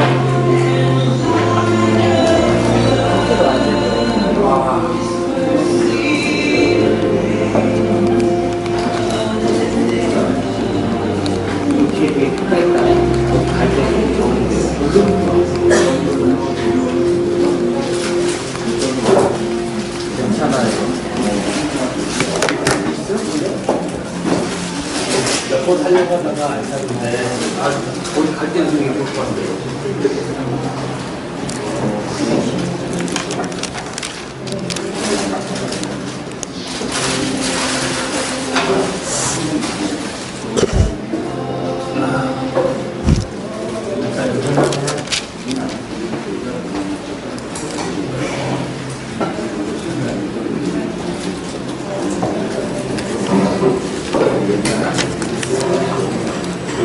내가 깨어있는 건지 깨어있는 건지 알지 모르겠어.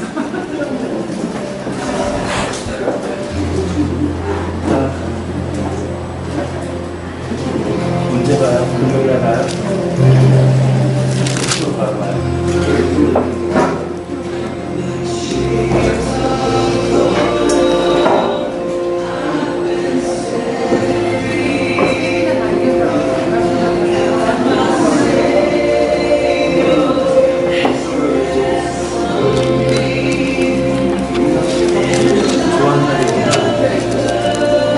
하고 싶었던 거 계속 일어났잖아요. 일어나도 하나하나 구묵하면서는 할 수가 없었으니까. 구묵하면서는 이런 일주일부터 오려면 1년까지 써야 되니까 1년 여름까지 써야 되니까 계속 미뤄갔다가 이거 끝나면 하나 남았어. 그럼 이제 다음 거야. 6개월 동안, 지난 6개월 동안 되게 잘 찾아다녔어요. 꼭 하고 싶었던 거예요.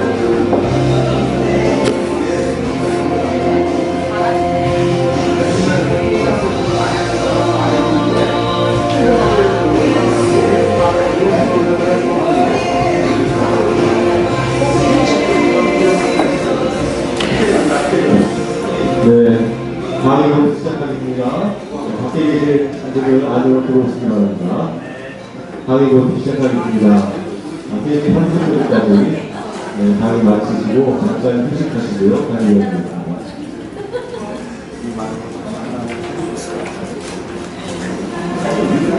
네, 잠시 광고 말씀드리면 외자카드 USB 가지고 계신 분들 내일 오전에 제가 방문해 드릴 겁니다. 그때 저희 뒤쪽에서 받으시니까요. 내일 오전까지 준비해 주시면 되겠습니다. 자료 크기는 이번에 영상이 들어가서 한 20기가 좀 넘는다고 하니까요. 그때 준비해 주시면 될 것 같습니다. 만약에 공간이 부족하시면 연타 빼고 음성관리가 들어오면 10기가 좀 넘어갈 것 같습니다. 참고하셔서 네, 강의 이어서 30분까지 마무리해 드리겠습니다. 네, 역대하 강의하겠습니다. 본문 들어가기 전에 교재 하나 오타 좀 여러분들에게 알려드리고 이거 수정하고 가겠습니다. 그 290페이지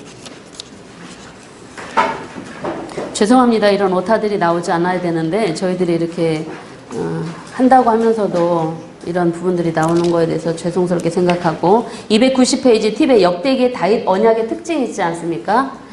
그 부분에 역대상 17장입니다. 두 번째 줄 중간에 반면에 역대하 17장으로 되어 있는데 역대상 17장입니다. 그래서 우리야 역대하 공부도 안 했는데 여기 역대하가 들었습니다. 그래서 여러분 그 오타 바꿔주시고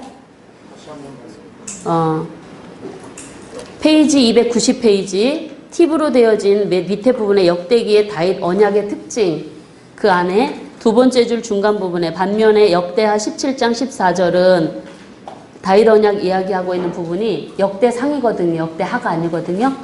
그래서 다윗 언약 하면 사무엘하 7장, 역대상 7장, 17장 그렇게 기억하시면 되는데 이 부분에 대해서 이제 오타를 못 잡았습니다. 죄송합니다. 이 부분 수정 나중에 오신 분들한테 여러분 좀 참고로 옆에 분들한테 좀 얘기해 주시기 바랍니다.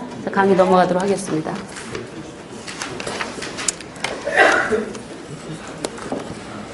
네, 솔로몬의 그 통치는 9장까지 이어집니다. 이 내용들이 바로 이 부분에 있어서 그 솔로몬의 취임과 통치 이야기가 이제 시작이 되어지는데 특별히 솔로몬이 통치가 들어가기 이전에 29장 역대상 29장의 내용은 다윗이 솔로몬에게 이 왕위를 인계해주면서 성전 건축에 관한 부탁하는 내용들이 이제 29장에 자연스럽게 이야기되면서 이 역대하로 넘어가는 솔로몬의 왕위가 넘어가는 것을 볼 수가 있습니다. 그래서 그 부분에 있어서 이야기하는 부분들이 바로 뭐냐면 솔로몬이 역대하 1장 1절을 보시면 다윗의 아들 솔로몬의 왕위가 경과에 가면 하나님 여호와께서 그와 함께 심히 창대하게 하시니라 라고 말씀하셨는데 솔로몬의 왕위가 이미 창대했다라는 것은 이미 그 전에 내용이 어디에 나와 있냐면 역대상 29장에 이미 솔로몬은 왕이 되어서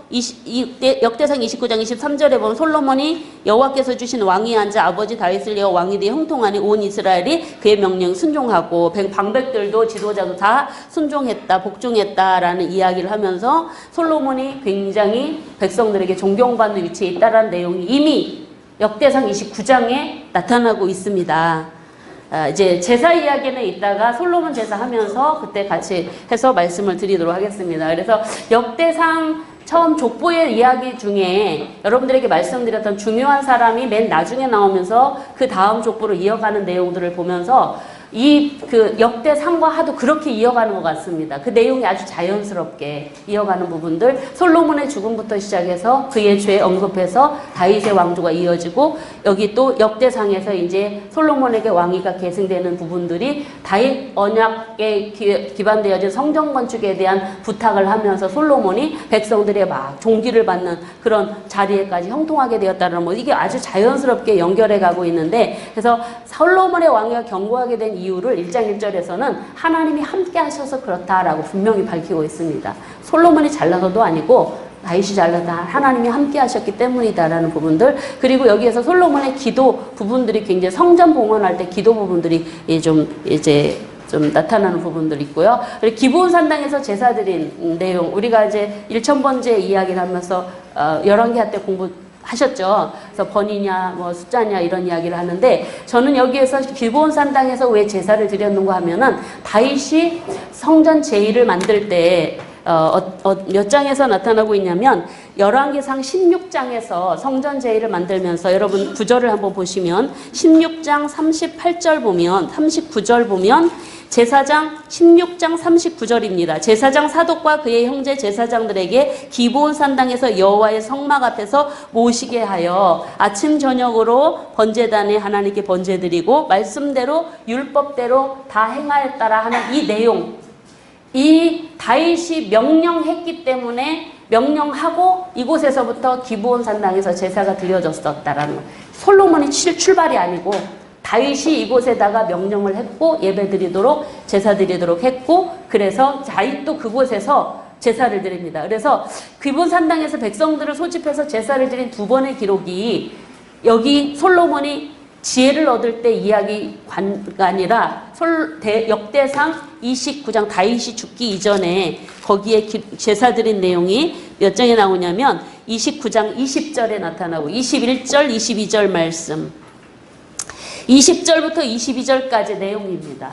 여기에 보면은 다윗이 하나님 앞에 제사를 드릴 때가 언제였냐면 솔로몬에게 기름을 부어 왕으로 세울 때였습니다. 이때는 송아지 번제로 하나님께 제사를 드리는 수송아지 1000마리, 순양 1000마리, 어린 양 1000마리로 드렸고 전제 드렸고 풍성한 제물을 드렸다. 이게 오직 1000마리 솔로몬이 드린 제사와 이게 비교할 수 있겠습니까, 여러분? 그래서 우리는 너무 솔로몬이 드린 그 1000번제에 좀 꽂히지 말고 이렇게 성경을 좀 자세하게 들여다보면서 그 기초가 그 시작이 어디에 있는가를 보면서 우리가 좀 성경을 좀 더 넓게 좀 볼 수 있는 그런 눈이 열렸으면 좋겠습니다. 그래서 죽기 전에 솔로몬에게 기름 부어 왕을 이 제사 드리고 세웁니다. 기름 붓고 그러고 나서 왕위를 계승을 하죠. 그러고 나서 그곳에서 솔로몬이 그래서 왕이 돼갖고 아버지처럼 한 것입니다. 아버지처럼 자기도 산당에서 1000마리 희생 번제를 드린 것입니다.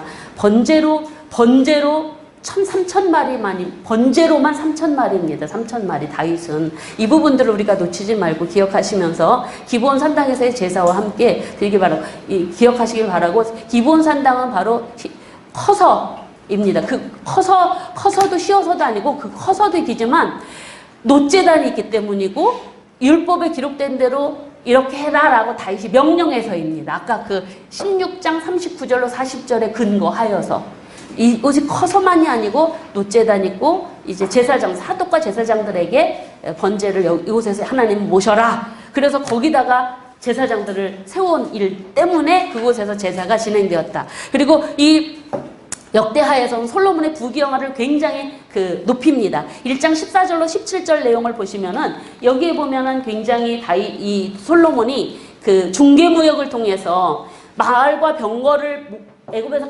사와갖고요. 중개무역해갖고 다른 데다 되팔아갖고 아주 부자가 됐다 이런 얘기가 나옵니다. 근데 그 원래 애굽에 내려가면 안 되고 말 사오면 안 되지 않습니까?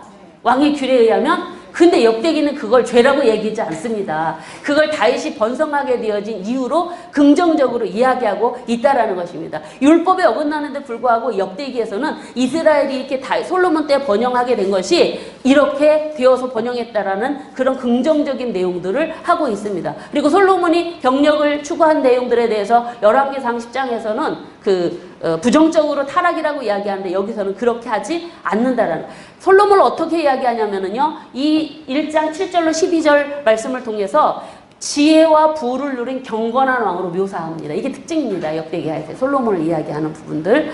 그래서 하나님이 솔로몬을 택하였고 그리고 온 이스라엘이 솔로몬을 지지하고 있으니까 그리고 그가 성전을 건축했으니까 그래서 솔로몬을 경건한 왕으로 보고 있습니다. 그래서 의도가 분명히 있다라는 거 우리가 확인해 볼 수가 있고요. 성전 건축하는 부분에 있어서도 우리가 좀 보면 성전 건축은 그 위치가 아브라함이 이삭을 바치던 곳 모리아 땅의 한 산 그리고 다윗이 인구조사를 해서 그곳에 속죄제사를 드린 곳 아라우나의 타작마당 그곳에 속죄제사를 드린 곳 그곳에서 성전이 지어졌다. 속죄제사는 하나님과 화해 죄사함을 의미합니다. 죄사함과 화해 그 제사가 드려진 곳에 성전이 건축되어졌고 특별히 여기 역대기에는요 성전 내부의 기구들 이런 것들에 대한 별로 성전 짓는 과정 별로 중요시 여기지 않고 성전 안에 있는 성소 안에 있는 기구 있잖아요.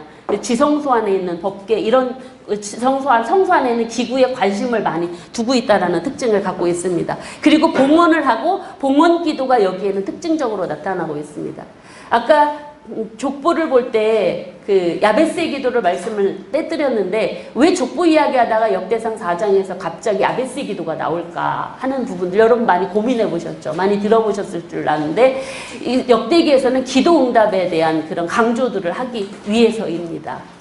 그도 고통이라고 하는 이름을 가지고 그가 팁철이 되어 있습니다. 4장 10절에. 그래서 그가 고통이라고 하는 이름을 가지고 그가 어떤 고통 속에서 살았지만 그가 하나님 앞에 기도하였더니 그 모든 환난에서 그를 면하게 해주셨다. 이게 당시 포로 귀환 공동체에 처한 상황과 얼마나 비슷합니까? 그래서 그들에게도 지금 하나님께 기도하면 하나님이 그 모든 것들을 회복시켜 주신다라는 의미로 야베스의 기도가 첨가되어 있다라는 부분들을 우리가 좀 생각해 본다면 보통 우리가 기도해서 복받았다 이런 의미가 아니고 기도해서 복받았다가 아니고 기도했더니 하나님께서 그 모든 형편과 처지를 아시고 그 모든 형편과 처지를 그 모든 환난을 면할 수 있는 힘을 주셨다. 이런 내용을 우리가 좀 바꿔서 전달을 할 수 있었으면 좋겠습니다. 그와 더불어 이제 이 성전 건축을 하고도 솔로몬이 기도한 내용이 여기에 강조되고 있는데 여러분들이 역대하 6장 39절로 40절 내용이 이제 이 성전 건축한 그 내용에 대한 봉헌 기도의 내용이 나오거든요. 이 봉헌 기도의 내용과 열왕기상 8장 50절로 52절 9절이 나와요. 근데 이 부분에 대해서는 내용이 첨가되었어요. 이 부분 보시면. 그래서 이 병행구가 나타나고 있지만 41절로 2절에 나와 있는 이 내용은 시편 132편 8절로 11절, 이사야 60장 1절로 14절의 내용이 솔로몬의 기도, 역대하에 기록되고 있는 솔로몬의 기도 내용에 시편 내용과 이사야 내용이 포함되어 있다는 것입니다.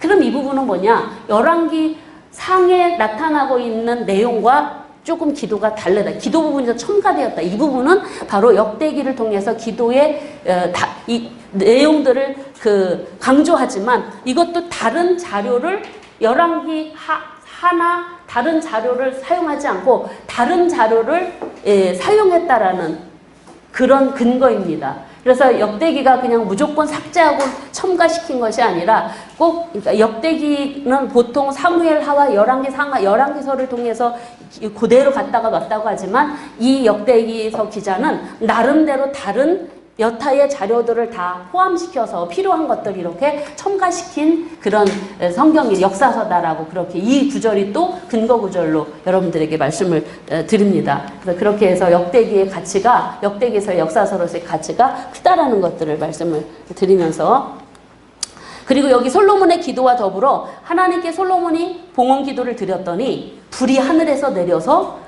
재물을 태우고 영광이 가득한 성전에 하나님의 영광이 가득한 이 모습을 통해서 막 제사장이 들어가지 못하는 일들이 일어나게 되었다. 이런 내용들이 바로 뭐냐면 솔로몬이 봉헌기도 이런 내용들을 더 충고함으로 인해서 기도하니 하나님이 들으셨다. 이런 부분들에 대한 강조점이 이 역대기서의 그런 강조점이다라는 부분들 여러분들 함께 보시고 솔로몬의 통치와 죽음을 마지막으로 8장 9장에서 나오고 있는 업적을 뭐라고 얘기하냐면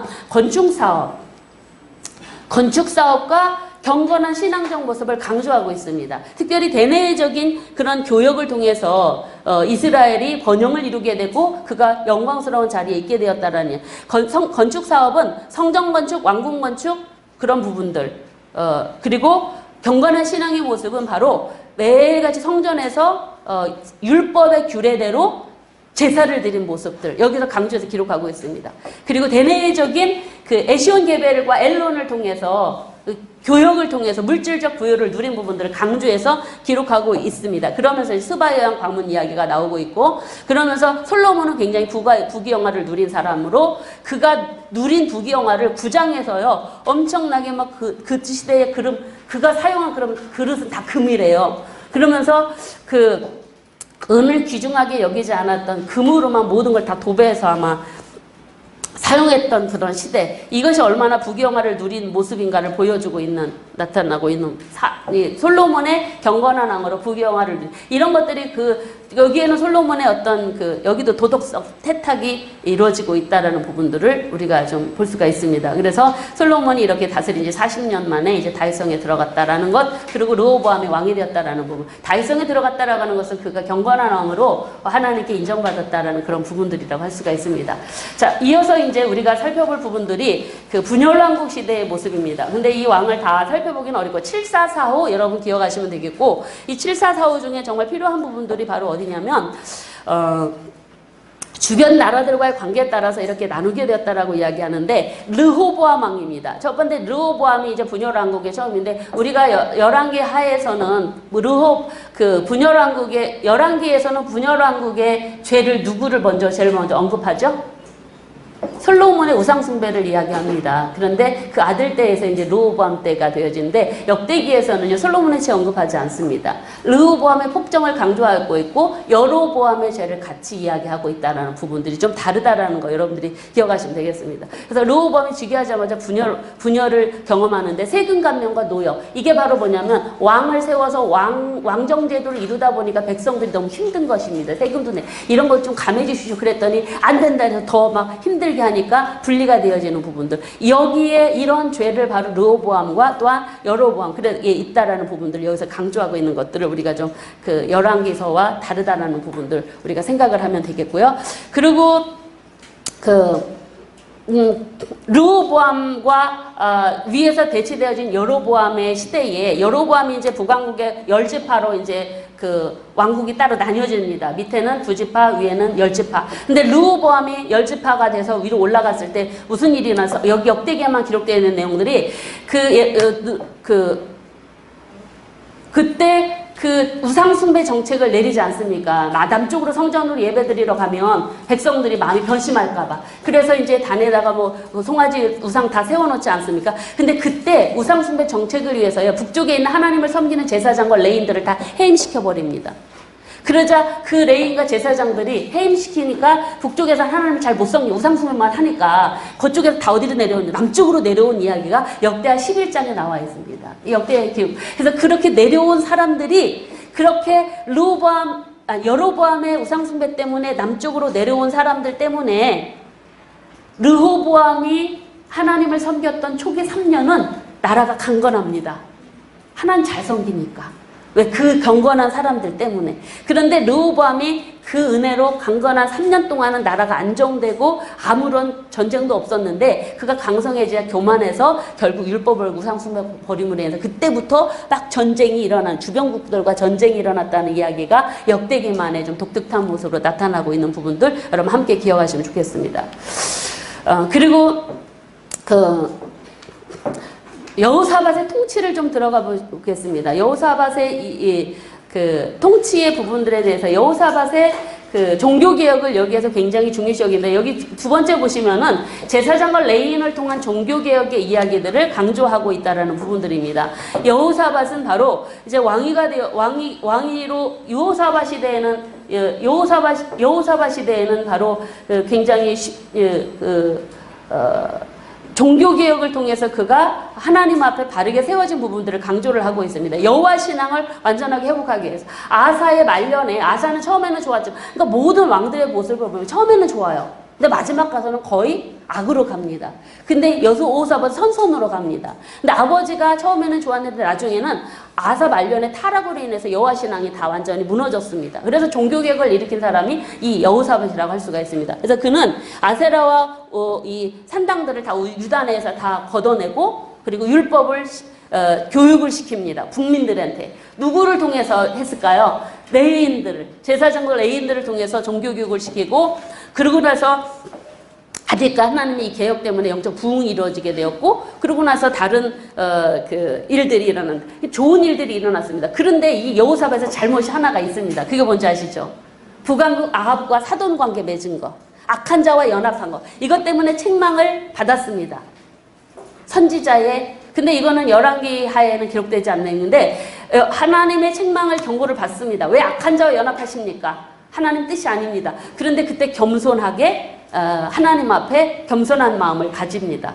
그리고 하나님 앞에 금식하면서 기도함으로 하나님께서 그때 모압과 암몬, 마온의 연합 세력이 전쟁을 오지만, 그러나 하나님의 도우심으로 하나님의 의지에서 승리를 얻었다라는 내용이 여기 17장에 이제 여호사밧의 그 통치와 더불어 이야기되고 있는 부분들입니다. 특별히 여호사밧의 종교개혁에 있어서는 제사장과 레위인을 통한 이 종교개혁, 특별히 레위인들에 대한 공평 강조를 하고 있습니다. 그래서 레위인, 제사장, 이스라엘 족장들을 통해서 이스라엘 백성들을 재판을 하게 하고 여호와를 경외하는 일들, 특별히 레위 사람들이 관리가 되어서 그 일에 전심을 다하게 한 일들, 이런 것들이 여호사밧에게 굉장히 중요하게 강조되고 있는 부분들이라는 내용들. 그리고 그 여호람이라고 있는 이 사람은, 여호람은 바로 여호사밧의 아들이지 않습니까? 누구의 부인이냐면 아달랴 아니죠. 그 아합과 이세벨의 딸과 결혼을 했지 않습니까? 그래서 그 영향으로 바알 숭배 신앙을 영향받은 사람입니다. 아달랴죠. 분명히. 아달랴. 맞죠? 아달랴 맞죠?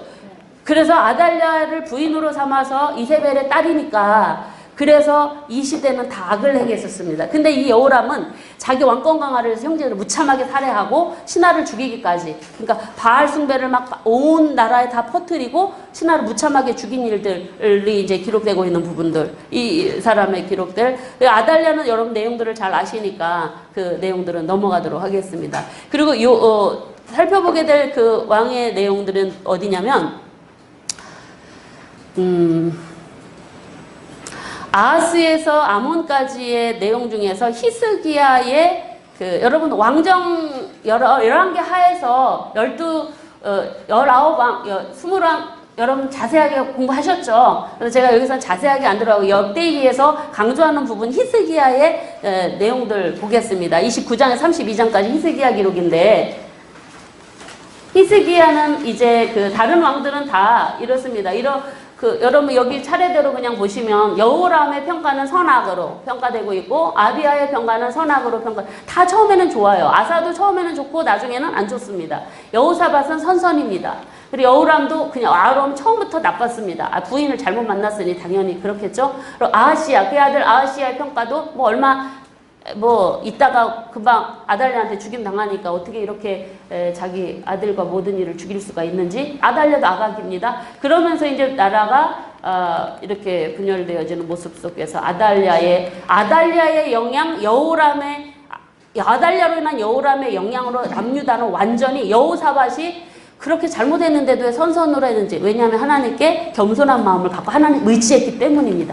그런 부분들이 좀 여기에서 강조되고 있는 것 같아요. 하나님을 의지한 부분들, 강대국을 의지하지 않고 하나님을 의지한 부분들. 그러다 보니까 이제 하나님을 의지한 부분들에 대해서 하나님은 굉장히 잘 기뻐하신다라는 모습들 기억하시고, 여기에서도 보면은 요아스도 선악입니다. 아마스도 선악이고 우시야 선악입니다. 요담 선선입니다. 그래서 요담을 선선으로 보고 있는데, 그리고 우리가 여기에서 좀 더 중요하게 살펴볼 부분들은 아달랴 시대의 요시야 시대 종교개혁을 일으킨 가장 핵심 멤버가 바로 여호야다 제사장이라는 부분 여러분 아시지 않습니까? 기억하셔야 됩니다. 이분이 돌아가시고 나서부터 요아스는요 타락합니다.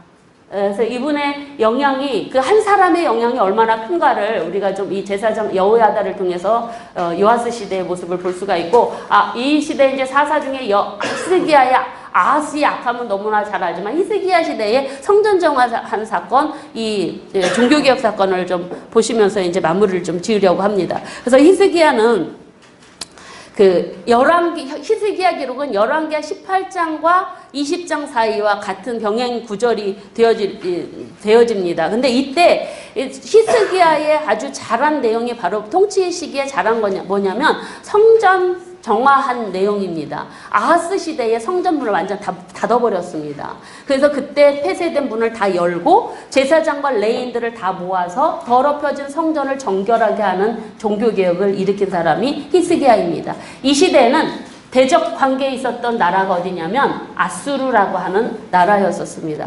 아하스는 나수르의 세력이 너무 강해서 라고 핑계를 대겠지만, 그래서 그와 처음에는 동맹을 맺고 그러면서 거의 속국으로 살았지만, 히스기야는 그렇지 않아도 이때도 여전히 아수르의 지배하에 있었던 시대였지만, 히스기야는 이 종교개혁을 통해서 이 아수르로부터의 독립을 선언하는 모습이 종교개혁이라고 할 수 있는 부분들인데, 당시에 종교개혁하는 것은 우리는 이제 너네 그만 섬기겠다라고 하는 독립선언하는 것과 똑같다라고 보시면 되겠습니다. 이때 히스기야의 종교개혁이. 그래서 성전 정결을 하고 그곳을 통해서 하나님께 제사를 드립니다. 속죄제와 번제를 드리고, 그래서 마음을 다하여 백성들을 성결하게 하고 하나님께 제사를 드리게 하는 감사제를 드리게 하는 것. 근데 이때 성전을 정결하게 하고 그곳에서 제사 드리는데 제사장이 부족한 것입니다. 그래서 레위인들이 제사장의 일을 돕는 일들. 근데 그 부분을 여러분 교재 315페이지 팁으로 참고가 되어 있습니다. 여러분 그 부분을 보시면 그 모습이 왜 제사장이 부족했냐면 아하스 시대에 다 제사장까지 우상숭배한 것입니다. 제사장이 없는 거예요. 그래서 이 아하스 시대에 다 우상숭배에 빠진 이 사람들이 대제사장인 우리야조차도. 근데 히스기야가 종교를 한다니까 다 팔짱 끼고 코웃음 치고 있는 거야. 너 해봐라. 냉소적인 태도로 있는데, 근데 이 종교개혁이 성공을 하거든요. 그래서 성전 낙성 봉헌식을 하거든요. 그러니까 이 사람들이 이렇게 하고 있다가 어라? 되네? 이러면서 풀고 나중에는 처음에는 팔짱 끼던 제사장들이 그래서 이제 그때 레위인들이 막 앞장서서 하나님 앞에 그 제사를 돕는 일들이 역대하 29장 34절에 보면 그렇게 나타나고 있습니다. 그 부분들이 이제 레위인들이 열심과 그 부분을 한번 성경 한번 읽어보셔야 될 것 같습니다. 역대하 29장입니다. 34절. 5분밖에 안 남았습니다. 빨리 하겠습니다. 29장 34절. 읽겠습니다. 그런데 제사장이 부족하여 그 모든 번제 짐승들의 가죽을 능히 벗지 못하는 거로 그의 형제 레위 사람들이 그 일을 마치기까지 돕고 다른 사람들의 성결하게 하기까지 기다렸으니 이는 레위 사람들의 성결하게 함이 제사장들보다 성심이 있었더라. 제사장보다 낫다라는 것입니다. 이 레위인들이. 그래서 그 레위인들 중심으로 성전에서 제사가 드려지게 되어졌고, 그러면서 히스기야가 이제 그 유월절을 지키는 일들, 신앙개혁하는 일들이 일어나게 됩니다. 유월절 지킬 때 정결하지 않은 사람은 유월절 참여할 수가 없습니다. 근데 그때 팔짱 끼던 제사장들이 팔짱을 풀고 같이 정결례를 하고 유월절 참여하는 일들이 일어납니다. 성전에서 예배 드릴 때는 팔짱 끼더니 종교개혁을 유월절 준수할 때는 이들이 회개하고 우상숭배했던 제사장들이 회개하고 그러고 나서 돌아오는 일들도 있었더라 하는 부분들. 그러면서 히스기야가 유월절을 지키고 나서 하나님께 축복하고 기도하니까 그 기도가 하나님께 상달되는 이런 기록까지 이 기록 여기에 나타나. 그래서 이 역대기에서 기록하고 있는 히스기야의 종교개혁, 성전 중심, 성전을 정결하고 제사 드리고 기도하는 이 모습, 이 히스기야가 유월절을 지킴으로 인하여서 여호와 신앙이 회복되어지는 이 모습을 굉장히 강조하고 있는 부분들이 이 역대기에서 좀 주목해서 봐야 될 부분들이라고 할 수가 있습니다. 왜냐? 역대기는 성전에 관심을 두고 있기 때문에 성전 중심 이스라엘의 회복 공동체를 꿈꾸기 때문에 그렇습니다. 그리고 특별히 여러분 팁에 보시면 그 유월절 준수와 더불어 팁을 보시면은 학자들이 보면은 이 당시에 사실은 그냥 뭐 유월절 안 지켰다라고 그런 보는 사람들도 있는데, 히스기야 때 이 유월절을 뭐 나중에 여호사밧 때 히스기야 때 이 유월절을 지킨 모습들을 무교절만 지켰다라고 그렇게 이야기도 합니다. 그래서 여러분 그 팁 처리된 부분들을 참고해서 이 부분과 함께 좀 기억하시면 좋겠습니다. 그리고 역대기에는 열왕기에 히스기야 실수 죄 없습니다. 여러분 이사야서 36장부터 39장까지 보면 이사야서에서도 히스기야의 이야기를 하면서 그의 죄를 얘기하는데, 히스기야의 죄도 도덕성도 여기서 세탁이 됩니다. 히스기야 죄도. 그래서 그 히스기야 열왕기 하에서는요, 히스기야 사내의 침공 때 열왕기하 18장에 보면 성전에 그들이 와가지고요, 그 성전의 기둥의 금을 다 벗겨간 내용인데 이거 없습니다, 여기에는. 그리고 히스기야가 자기가 건강 다 좋아져가지고 바벨론에서 온 사람들 다 이렇게 해서 교만해진 그 내용이 여기는 없습니다. 그 내용들도 바로 성전을 정결하게 한 왕이었기 때문에 그 도덕성을 세탁하고 강조하고 있다는 부분들 같이 연해서 생각하시면 좋겠고, 그리고 나서 그가 이제 제사장과 레위인들의 조직을 정하고 그리고 11조 제도를 해서 예배 제도를 성전에서 하나님을 섬기는 일들을 할 수 있도록 완벽한 준비를 하게 한 사람이 히스기야 왕으로 강조해요. 기록하고 있습니다. 그래서 역대기하는 히스기야가 사내릴 때 침공 때 1차 침공 때 두 번째 침공이 오는데 1차 침공한 내용인 열왕기하 18장 내용은 삭제되고 2차 침공 때 이야기만 나옵니다. 그래서 2차 침공 이야기가 이제 좋은 이야기만 기록하고 있다라는 부분들을 여러분 기억하시고 뭐 팁 처리된 부분들은 이제 여러분들이 본문을 이해하고 사내빌의 죽음에 의한 내용도 이제 여러분들이 팁에 대한 내용들은 본문을 이해하기 위한 보조 자료입니다. 그래서 더 폭넓게 이해하실 수 있도록 이렇게 기록된 것들을 여러분들이 읽으시면서 전체적으로 보시면 되겠습니다. 그러면서 므낫세 이야기는 악선으로, 그래서 아수르의 속국으로 아수르의 시대였지만 그는 어떻게 이야기하고 있냐. 열왕기서 21장에는 그가 우상숭배 타락, 악행으로 인해서 멸망의 원인이라고 이야기합니다. 그런데 역대기에서는 그가 바벨론으로 끌려갔다가 회개하고 돌아와서 하나님이 다시 왕권을 회복시켜 주셨다라고 33장에 이야기하고 있습니다. 이게 바로 역대기와 다른 모습들. 그러니까 그렇게 악한 왕도 회개하면, 하나님 돌이키면, 하나님 의지하면 회복시켜 주신다. 이게 역대기의 메시지라고 할 수가 있습니다.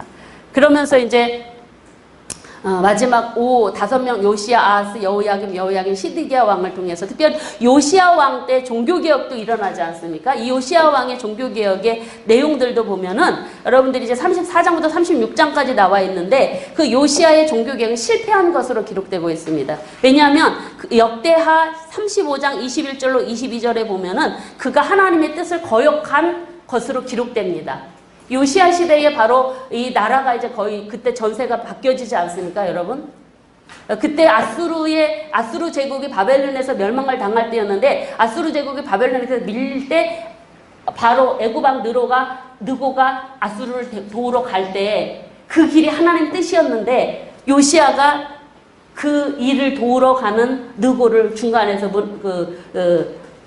거기에서 맞습니다. 무기또에서. 거기서 죽지 않습니까? 근데 분명히 그 역대하에는 그 기록이 있습니다. 느고가 나 가는 거 하나님 뜻이다. 나 막지 마라. 하나님 뜻을 전달했는데도 거역한 죄로 이 요시야를 이야기하고 있습니다. 역대하에서만. 그 부분들을 요시야와 연결해서 여러분들이 같이 기억하시면 되겠습니다. 그래서 요시야도 종교개혁에서 이때도 제사장과 레인을 통한 종교개혁을 하거든요.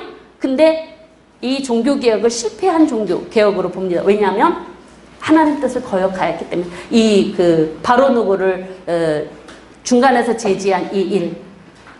그리고 이때는 온전한 독립을 이루지 못한 것으로 보고 있습니다. 그래서 지배를 받은 시대로. 그래서 이 사람도 레위인들을 중심으로 해서 전 지역을 종교개혁을 하고 성전을 정결하게 하고 하지만 선선으로 기록이 되어지지만 그 하나님 뜻을 거역한 내용을 여기에서 추가로 강조하고 있다는 부분들. 다른 부분들은 다 아각입니다, 여러분. 그 나머지는 이제 완전 다. 그래서 마지막에 시드기야까지 이제 완전 아각으로 넘어가고 있고, 그래서 왕을 어떻게 하나님께서 평가를 하고 있는가, 이 부분에 대해서 신명기 사관에 의한 열왕기와 또한 이 역대기에서는 차이가 있다라는 부분들, 이 부분들을 여러분들이 좀 참고하셔서 역대기를 좀 보시면은 좋겠습니다. 자, 그래서 결국 이제 시드기야 9년에 바벨론 침공을 받아서 2년 6개월 동안 예루살렘이 함락되었다가 남북 분열된 지 344년 만에, 왕정 시작한 지 464년 만에 선민 이스라엘은 완전히 멸망을 당했다라는, 백성들이 죽임을 당하고 전쟁 포로가 되고 도망가고 하는 일들이 바로 일어나게 되었다라는 부분. 그러나 그것이 끝이 아닙니다. 열왕기하의 내용과는 끝이 다르게 이 역대기하 마지막 절에서는 고레스의 포로 귀환령으로 끝이고 있고, 이 포로 귀환령은 어디에서 또다시 이어지고 있습니까? 에스라, 이어지는 에스라, 포로 후기의 역사에서 에스라서로 똑같이 나타나고 있는 부분. 그 부분 읽고 마치겠습니다. 역대하 36장 22절, 바사의 고레스 왕 거기 부분 22절, 23절 읽겠습니다. 바사의 고레스 왕 원년에 여호와께서 예레미야 입으로 하신 말씀을 이루시려고 여호와께서 바사의 고레스 왕의 마음을 감동시키심에 그가 온 나라에 공포도 하고 조서도 내려 이르되 바사 왕 고레스가 이르노니 하늘에 계신 여호와께서 세상 만국을 내게 주셨고 나라에 명령하여 유다 예루살렘의 성전을 건축하라 하셨나니 너희 중에 그의 백성된 자는 다 올라갈지어다. 너희 하나님 여호와께서 함께 하시기를 원하노라 하였더라. 아멘. 네, 하나님이 이 말씀을 통해서 포로 귀환 공동체에게 희망을 주시는 말씀, 이방인까지도, 이방 나라까지도, 이방 왕까지도 주관하셔서 하나님의 언약과 뜻을 이루시는 하나님이 역대기의 마지막에 기록되고 있습니다. 자, 이것으로 역대기서를 마치도록 하겠습니다. 포로 귀환 공동체에 향한 하나님의 사랑은 여전히 변함없고 이 자리에 있는 저와 여러분에게도 그 사랑이 여전한 줄로 믿습니다. 마치겠습니다. 감사합니다.